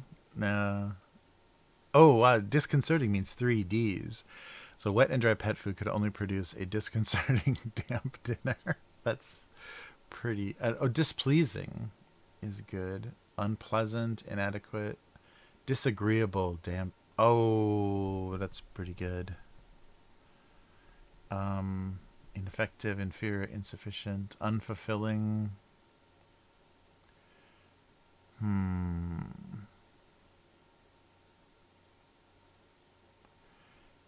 Yeah, let's see. Or disappointing, failing, lame, inferior, ineffective. Yeah, mediocre. Unappetizing. Yeah, I think unappetizing is probably where we want to go. Talk about because you talk about you don't want to eat it. So yeah, unappetizing I think might be the best. Dry pet food could only produce an unappetizing. Damp already sounds very unappetizing. A disappointingly damp dinner. I don't think I want to go that hard into the D's. A poor, unsatisfying keeps coming up. Maybe just unpleasant. Could only produce an unpleasant. Maybe unpleasantly damp dinner.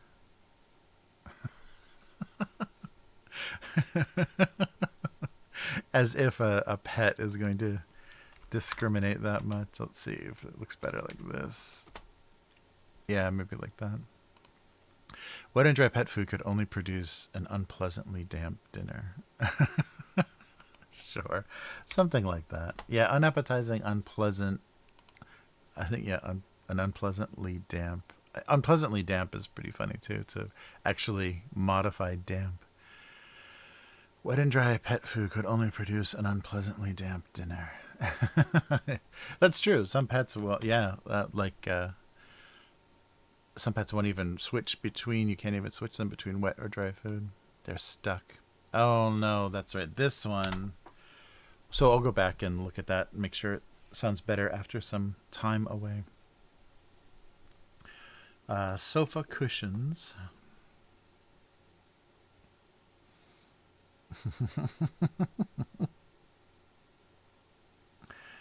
So no cushion being sofa or throw pillow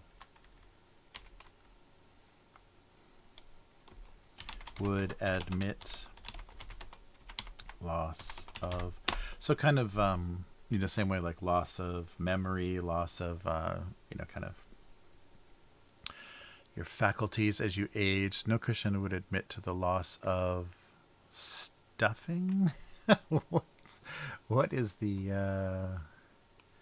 foam inside of a cushion called?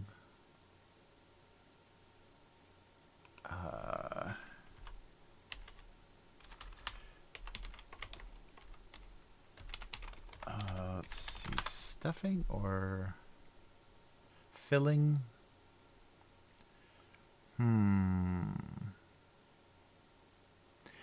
Best way to fill your couch cushions.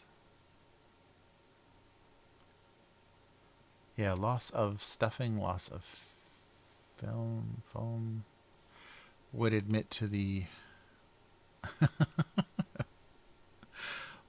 the loss of vital foam, of the all-important foam.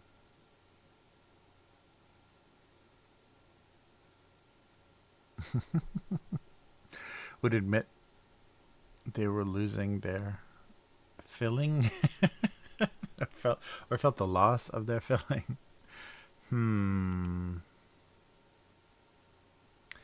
Yeah, what works here? So, no cushion would admit to the loss. Yeah, memory foam would be the funniest. Memory loss, memory foam loss.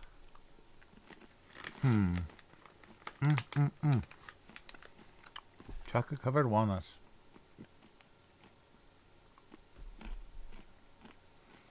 Or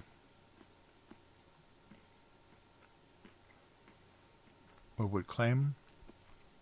No cushion would claim the little the little lost foam.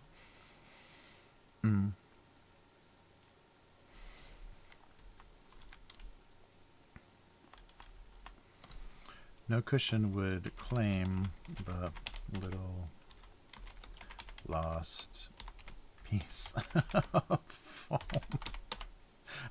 I don't know. Little lost piece of foam. It sounds like a nursery rhyme. No cushion would claim the little lost piece of foam. Yeah, admit the loss and admit, I think, works better because it's kind of like the, hey, Quartz, how's it going? Quartz Creations. So I'm drawing a little digital cartoon that goes on gocomics.com. So the name of the cartoon, the series, the name of the cartoon series is Domestic Abuse. So it's all like household items having little problems with each other. And so the expanding the idea of abuse into just about any unpleasant interaction or insult or discourtesy. So everything is easily offended in this world, and everything has little eyes. So yeah, they're the characters. No cushion would claim the little lost piece of foam. That's not maybe enough information. Or a continual loss of stuffing. Yeah, hey Mags, yes. Yes, I'm multi-streaming. I'm on Facebook too. Nice. Yeah. Facebook, Twitch, and YouTube is where this stream is going. Yeah, I've got up to 5 locations, but I haven't found any other.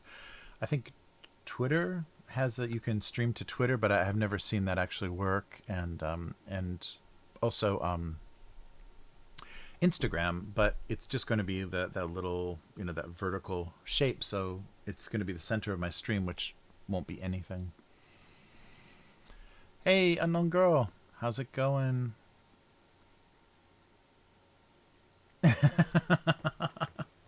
A Sheldon Cooper joke.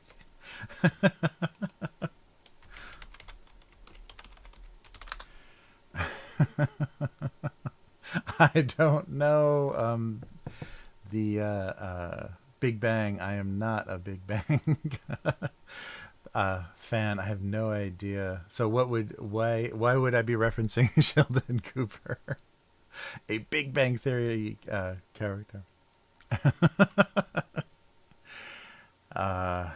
I'm maybe showing my age. Ah, that's my spot. I got it. I see a spot on the sofa. Joke. Yeah, so so maybe it's constantly appearing. These little pieces of foam are constantly appearing. Ah, I see. Never lets anyone sit on his cushion. A very specific position on the couch. Would I think admit? I liked admit. Uh, mm, the little. Should I take the eyes off of the foam so that it's not like very childlike or whatever it is? Yeah, very strange. Would admit to.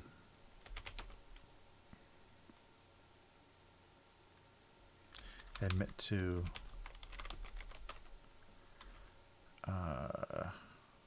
The often appearing, the rapidly, rapidly. What are they doing? Would admit to losing the suddenly appearing foam.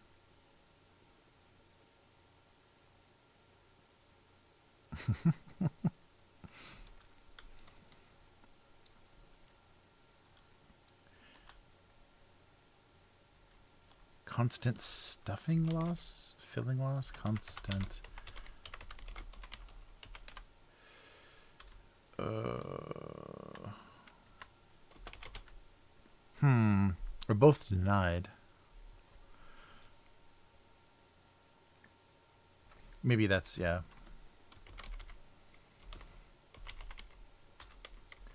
Cushions denied.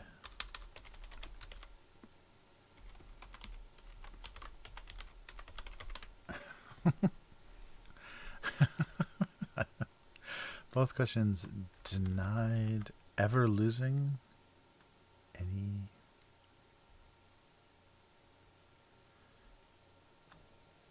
Yeah, so maybe let's just put this on another layer here.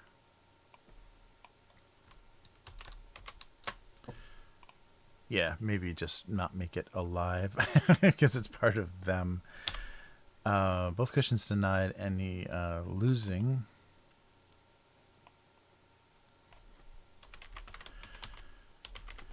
Any, ooh, big typo.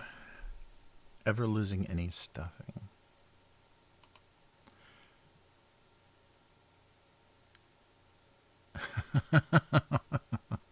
Or a cushion never. Hey, Flocka, how's it going? Oh yeah, no, definitely, Flocka. Yeah, the range of expressions is really, really limited.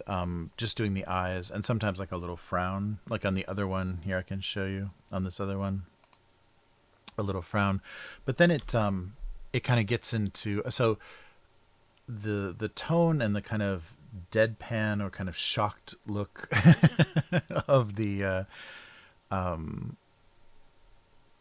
objects is kind of the tone of things. And I think any more description, like anytime I've done like lines around the eyes or anything, it starts to kind of change the tone of things and makes them a little bit too expressive. I want them to have like, so they're incapable of dealing with emotions and expressing emotions. It's kind of that, kind of being paralyzed by social anxiety or having trouble, communicating or expressing yourself. And I think that deadness works for the tone. But no, I understand. Oh, lost weight too. Oh, that's a good idea.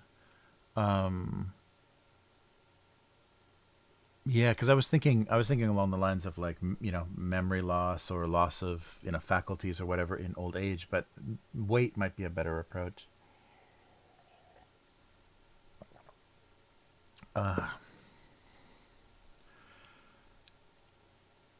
Yeah, let's see if there's a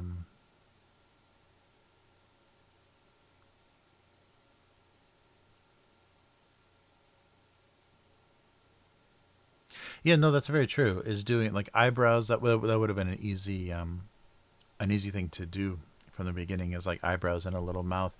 But yeah, it's the deadpan expression is yeah, kind of the constant in the tone of the strip. But no, it is a good point. When I was originally And the origin of this like style of the cartoon, the appeal of it was that it was so simple, and just kind of playing around with that, and also too, when I kind of came up with this, I wanted to give myself some certain rules, like, kind of like in world building for a, story or movie or whatever. You give yourself some little rules so you restrict yourself, so it doesn't become too confusing. So the like existence of people is not. I've only like a couple of times referenced that as a thing, because I want it to mostly be it's the objects and their little conflicts and relationships. So people have obviously interacted with these things and are probably creating a lot of the problems, but it's the objects that kind of blame each other for everything. Just like, the old, Greek myths and things about the gods, having influence in your life. And, the fact that modern people would deny anything like that. Yeah. So weight loss. That's a good idea. They both claimed the weight loss, but then it looks like liposuction fat or something. The little like piece of foam. So who had lost what? Or something about like it being a one-way thing. Like once it was lost, it was never.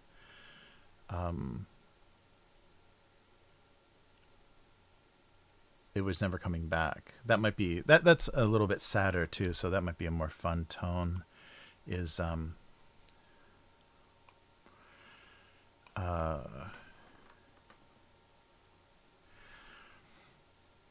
Oh, and then I can put the eyes back on it too. Both cushions knew that once their filling was... Ooh, it's making it a little long, though. It was never coming back. So loss of... Oh, that's probably 2 periods.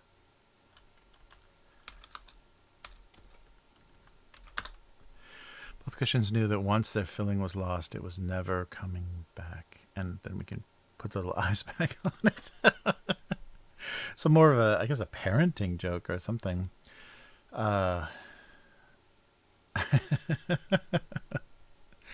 Once their filling was lost, it was never coming back. Is there a comma in there? Maybe. No, once their filling was lost, it was never coming back. And then it suddenly got much more tragic. Hey, Mags. 3 a.m. Yes. It's getting very late here. So it must be insanely late where you guys are.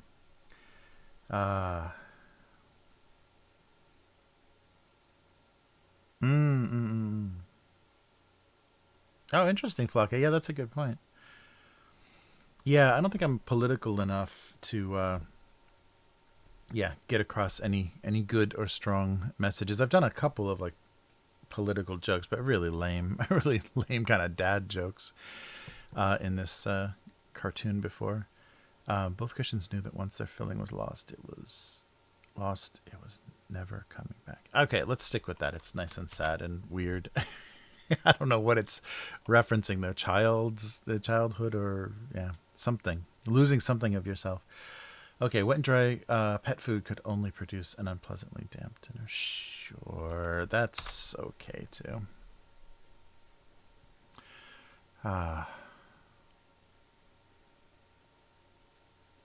Yeah, that's true. When things, I don't think, I don't know that. Yeah, I've never even thought to try that.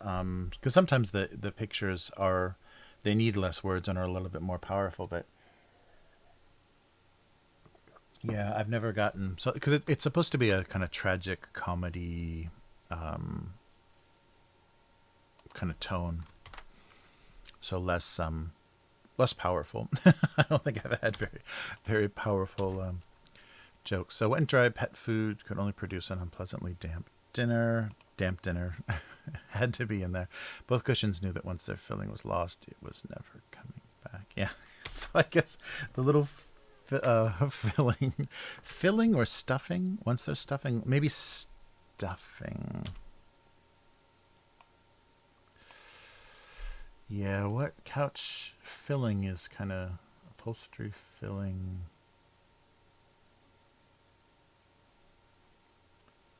What's better, filling or stuffing? Cushion stuffing, cushion filling. I guess they're kind of interchangeable.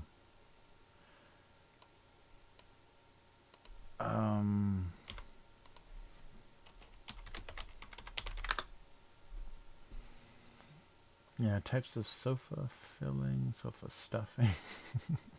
Stuffing sounds more like the verb, but I guess it's stuffing and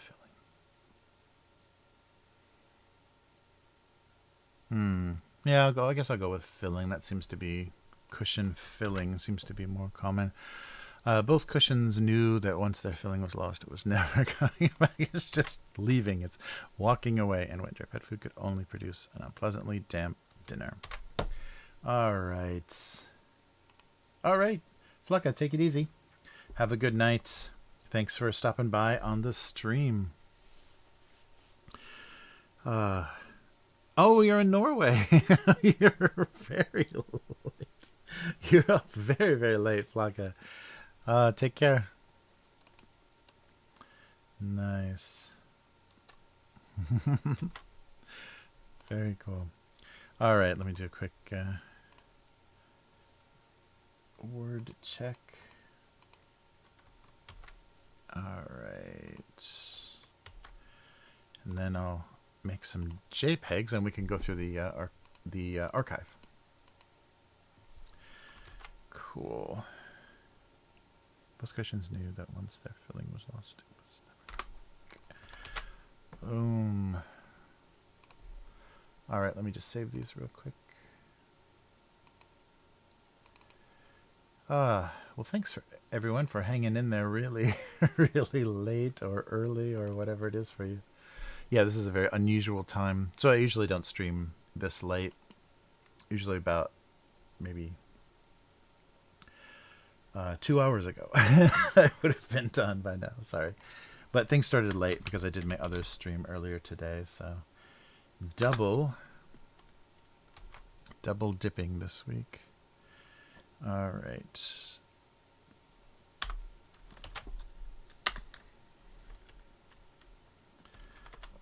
All right. Great. Oh, and where is revert? I knew it was... There it is. Yeah, it's under save. That's really weird. Okay. So I'll upload these, and then we'll take a look at the archive. Pick up from where we were.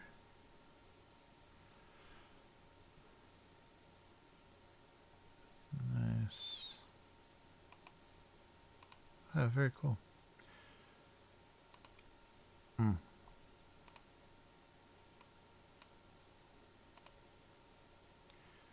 Yeah, it's crazy. The time difference is still... As much as I have to deal with it, I'm still not very good at... I don't get used to it, or I don't, understand the differences so easily. All right. So we're uploaded.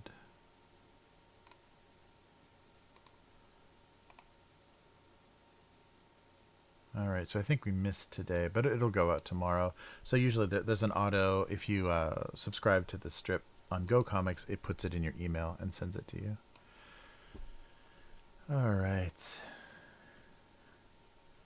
So let's switch over to the... Oh, this might not work right away. I might have to fix the screen when we... Oh, no, that's right. When we do this. We'll give it a shot. I'll try to make it work. Okay, so let's switch over to the archive and look at some old cartoons. Nope. Okay, give me a second here. It is this one. There we are. All right, so this was last week, but we aren't going to... Oh, and no comments. Wow, 11 likes and no comments. But we'll go take a look at a much older Where's my page here? Maybe, no, this one? Yeah. We'll take a look at where we were back in, what, 2006? Let's see. So K5 recommended going through the original stuff. Yeah, we're in May 2006. Which is a fun idea because you can kind of see the evolution of things, and I can tell some, stories about the origin of some of the stranger ideas. So we stopped at May 1st. Oh, yeah. All right. So the egg carton had hoped to meet a more dignified end. Yeah, so he was cut up and made into a kindergarten caterpillar. Okay, so next one is May 2nd. So we're still daily. I think there was a first group that I submitted as daily, and then said, can I change the frequency so that it's not a full-time job, because it wasn't paying. The syndication didn't pay, kind of enough to make this a full-time job. So our one for May 2nd is the maple syrup and peanut butter felt their situation going from bad to worse. So leaking syrup. All right. So I was just trying to think of two things unpleasant together. Oh, there we go. There's a little Photoshop magic. So these are still obviously drawn marker on paper, scanned into Photoshop, and then colored in Photoshop. So sometimes I would use the, kind of blurs and different effects in Photoshop for the color, but mostly just stuck with flats. So ever since the excitement with the fork, the electrical outlet found nothing in life as invigorating. And this is still, so this is 2003 was when this was done. But it was still the first year of the strip being on Go Comics, so it hadn't quite been discovered yet. And they improved their discoverability significantly as the years went on. So May 4th, for the yogurt cup, the obsession with fruit flavor left him feeling used and empty. It should have been a fruit on the bottom joke. Yeah. Fruit flavored obsession. May 5th, 2006, the remote control had been lost so long he forgot what he even controlled. All right, Maui Mike is there. See, this is why I love this comic. I too anthropomorphize inanimate objects and feel guilty about neglecting them. This is sad. I forgot what he even controlled anymore. Thank you, Maui Mike. Yeah, so it looks like Mike went through the found the strip in more recent years and then went back and looked through the archive. There's some fun comments along the way. Yeah, so a coin and an old rubber band and some lint, and the remote is totally lost. All right, May 6th. It seemed the picture frame, there we go, was not going to be set upright anytime soon. So something in the picture that was embarrassing or did not want to be seen. So yeah, that thing where you turn down a family photo or something that you don't want people to notice. So there's some little weird family photo in the other one. Oh, here we go. Yeah, this was a sticker as well. May 7th. Their entanglement would have been too much for most breakfast teas. So their little tea bag tags are intertwined. Yeah, still very wonky. So I'm trying to draw two mugs and they look very, very different.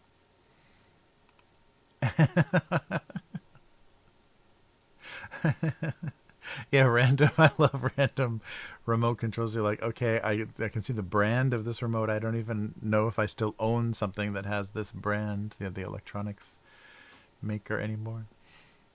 Yeah, lost remotes are so sad and strange. Breakfast entanglements. Oh, here we go. Yeah, this is another one of those very short and sweet.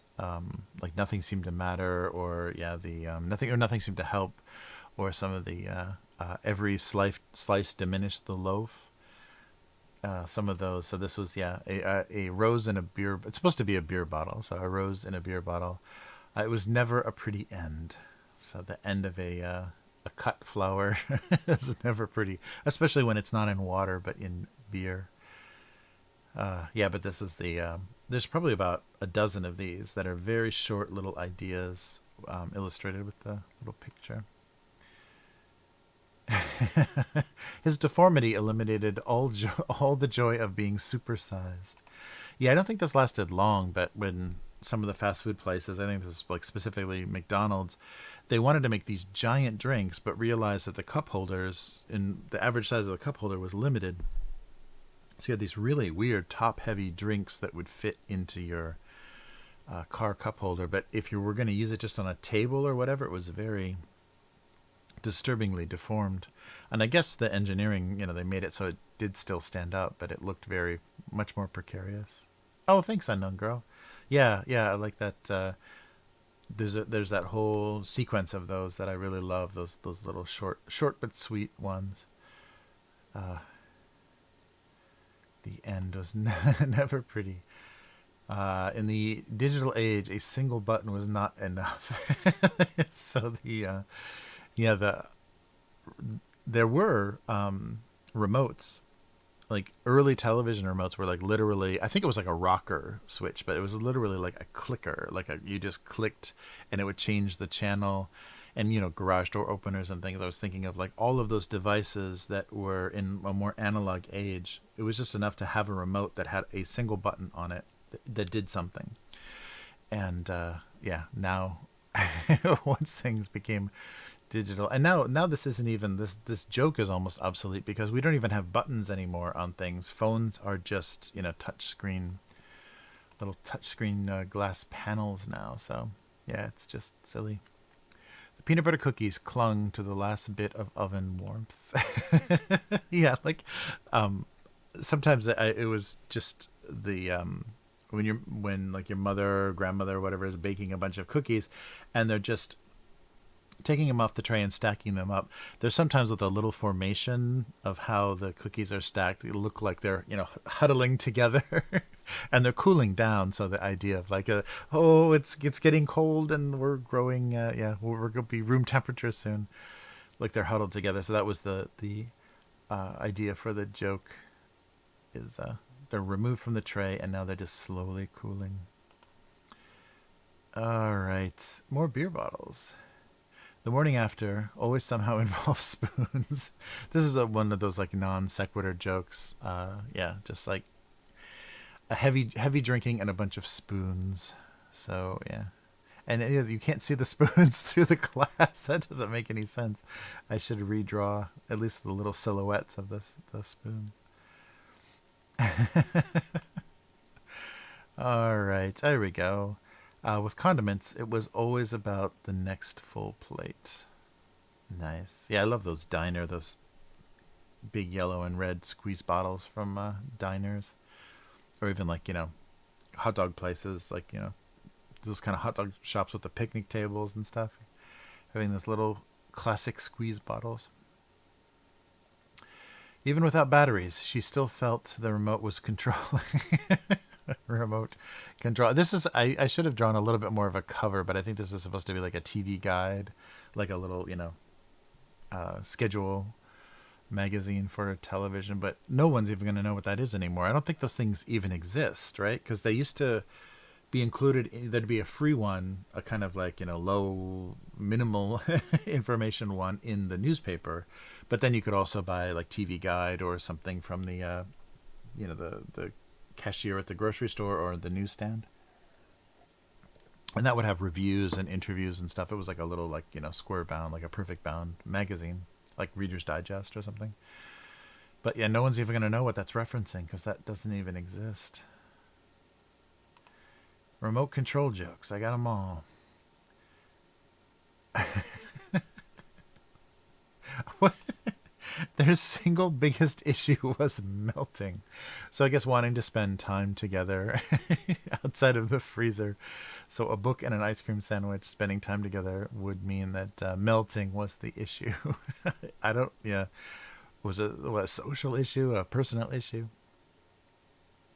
Yeah. I like the an ice cream sandwich melting, I like how the two, because of course the cookie part doesn't melt, but it like will probably unevenly kind of.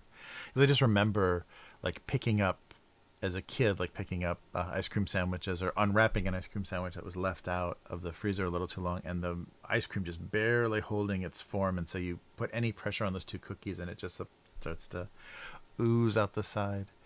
I didn't draw it that well, but yeah, that's what I was thinking about. Oh, here we go. The pet tag could not believe the amount of drool involved. So just dogs and their drool. So a collar and a like a chew toy, like a bone, one of those rubber chew toy bones, and just drool on everything and everywhere. All right. The apple was very disturbed that he smelled just like the marker. That might be another reference that people don't like. What? But especially I forget the brand, but like 70s and 80s, there were these packs of magic markers, those big kind of wedge, those chisel tipped felt tip markers, and there'd be like a 6 of them, yeah, maybe 6 or 8 of them, and there were colors, and each of the colors smelled differently. And so the black marker smelled like black licorice, which was pretty disgusting. But then, like, the red marker smelled like cherry, the yellow marker smelled like lemon, the green smelled like sour apple, usually, or like an apple flavor. Blue was blueberry, purple was grape. So those old scented markers, I don't think the scent lasted very like forever. And I don't think and the scent didn't like if you wrote something, it didn't stick to the ink for very long. I think when the ink dried, it basically the smell was pretty much gone. But those were so like this old style, that weird, classic magic marker shape. Yeah, I have such a strong memory of those, and just like smelling those, like you get one out and then you pull the cap off, and the first thing you do is smell it because it smells like something that's not just alcohol. But yeah. Yes. Drooling dogs. Yeah, so scented markers, that might be a thing like only people over a certain age will remember. I don't know, Crayola though. I think like some Crayola magic markers and stuff, they stuck with it for a while. The kiln was more of a death trap than you might expect. Yeah, that's from all the pottery projects and stuff as a kid in school. And if you didn't, what was that called? Like you had to prepare the clay by like squishing, like kneading it so that all the air bubbles were out. So that when it went into the kiln, if there was a significant air bubble, it could cause the whole thing to break. If the air inside that little bubble overheated, it could shatter. So that's the joke. It's a kiln joke. So I don't know if that's gonna resonate very much. Oh, still in May. Dented was a blessing as compared to cracked. We were here before. Yeah, dented was still functional, I guess, but cracked was losing its function. If he tried to fix everything he thought was wrong, the roll of tape, the roll of tape would use himself up. He can't fix everything. Oh, look at that old camcorder. The camcorder's battery seemed intentionally low, as in depressed, like it was intentionally low. Low power, low energy. All right. Polaroid pictures lacked the time commitment needed for a real relationship. Yes, they developed very quick. So the joke of like a relationship developing fast, a photo developing fast. So a Polaroid was never around long enough to make a real relationship or a real photo. Those were always very low quality photos. Polaroid pictures. The videotape was certain to contain happy if unmarked memories. So the black label, the blank tapes with no label. You have no idea what's on it. You have to watch it. But yeah, not necessarily happy. There we go. The cactus needed the cactus needed sarcasm even less than water. All right, so cactuses don't like sarcasm. Cacti, right, don't like sarcasm. Oh, here we go. Game Boy. What was that called? The folding Game Boy. Game Boy. Was it just an Advance? I thought the Advance was the. Oh, it was the second version of the Advance. Was the folding one? Amusing was not enough when he really thought about it. So the cup and the ball and cup toy, or the handheld video game. That is a really crazy drawing, though, because I don't even know if people are going to read that as a video game. It looks like, yeah, who knows what. It's a mess. It's supposed to be one of those foldable Game Boys. I mean, 26th. Once out of the family pack, there was no going back. Oh, that's similar to the joke from this week. No going back after leaving the family. You can never go home again. A recurring theme. May 27th. Oh, look, muffins. There was little loyalty amongst muffins. Another kind of non sequitur. I'm just characterizing something based on no information. So it's just kind of a random LOL. So random. The cork now knew there was no going back. Oh, a lot of no going back. Yeah. So wine, you can often recork, and it's meant to be recorked, but champagne, the cork is under such high pressure, you're not, unless you shave it down, it's not going back in. No going back. No recorking. All right, May 29th. Buzzing with apprehension, the speakers were unwilling to create a total home theater experience. That's one of those phrases from the early days of, surround sound home theaters, is the total home theater experience. There's not enough speakers, though. I think there needs to be at least 5, right, to be surround. But yeah, they can't create that. And now there's often the big bass speaker, that big subwoofer. Then, yeah, I didn't draw a subwoofer. May 30th, a growing collection of bottle caps was inevitable because it's a bottle cap opener. All right, and let's go into last one of May. Without a lit candle, there was no atmosphere. So a bunch of unlit candles. And go into June 1st. The addiction was only part of the attraction.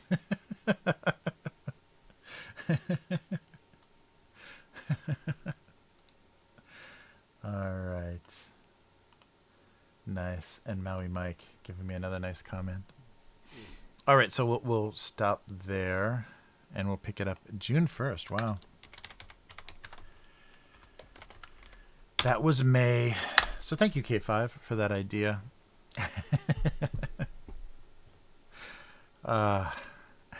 Yes.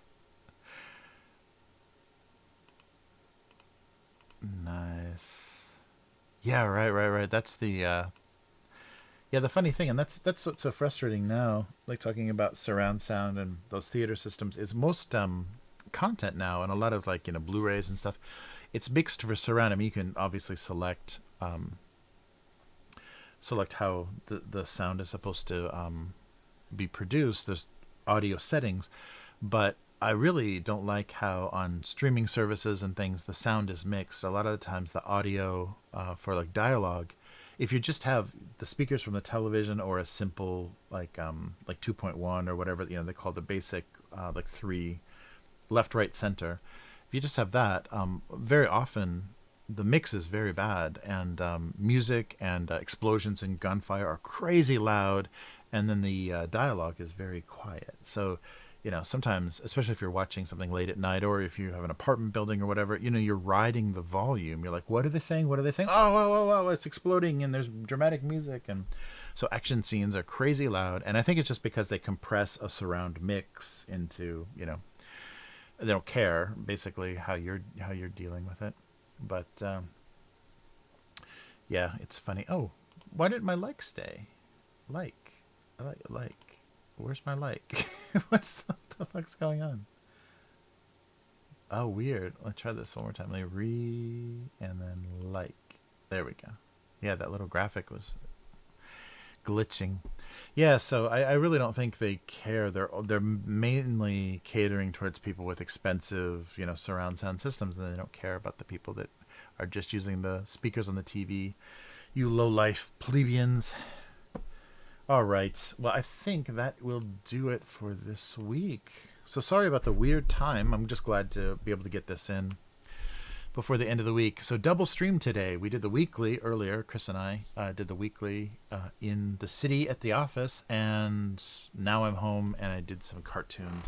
So if you missed it, go back to the snack the snack marathon, where we had sweet potato chocolate, roast beef flavored potato chips, wonderful chocolate covered walnuts, and the most horrifying European candies I've ever tasted, the Haribo squishies that taste like circus peanuts, and grandma candy flavors, like Necco wafers or something. Yeah, that's what it is. It's like the flavor. If you've ever seen Necco, Necco wafers, I think it's some company name or whatever. They have different colors. They're all pastel colors, but the flavors are like terrifying. They're horrible flavors. But anyhow, thank you for joining me. If this is the first time you've watched Abuse Cartoons on social media, abusecartoons.com is the website, and then we stream on Facebook, YouTube, and Twitch. And if there are any suggestions about where else to stream, let me know. I'm always looking for another destination. I've got 5 options, 5 potential destinations, and we'll do this again. Some more Japanese snacks, more joke writing, cartoon coloring, and just talking about stuff. Yeah, that's a lot of work today. A lot of snacks. So a lot of streaming and a lot of snacks. But the roast beef potato chips were really good, and chocolate covered walnuts. That's a brilliant idea. I don't know why I've never had those before. All right. So take care, everyone. I'll be back next week, and we'll do this again on our usual date. So Monday night, North American time, kind of Tuesday afternoon, Australia, Pacific, Eastern, whatever hemisphere we're in, the other side of the world, the I won't use the incorrect words, the non-Occidental. All right. So see you next time. Take care, everyone, and we'll see you again soon. Goodbye.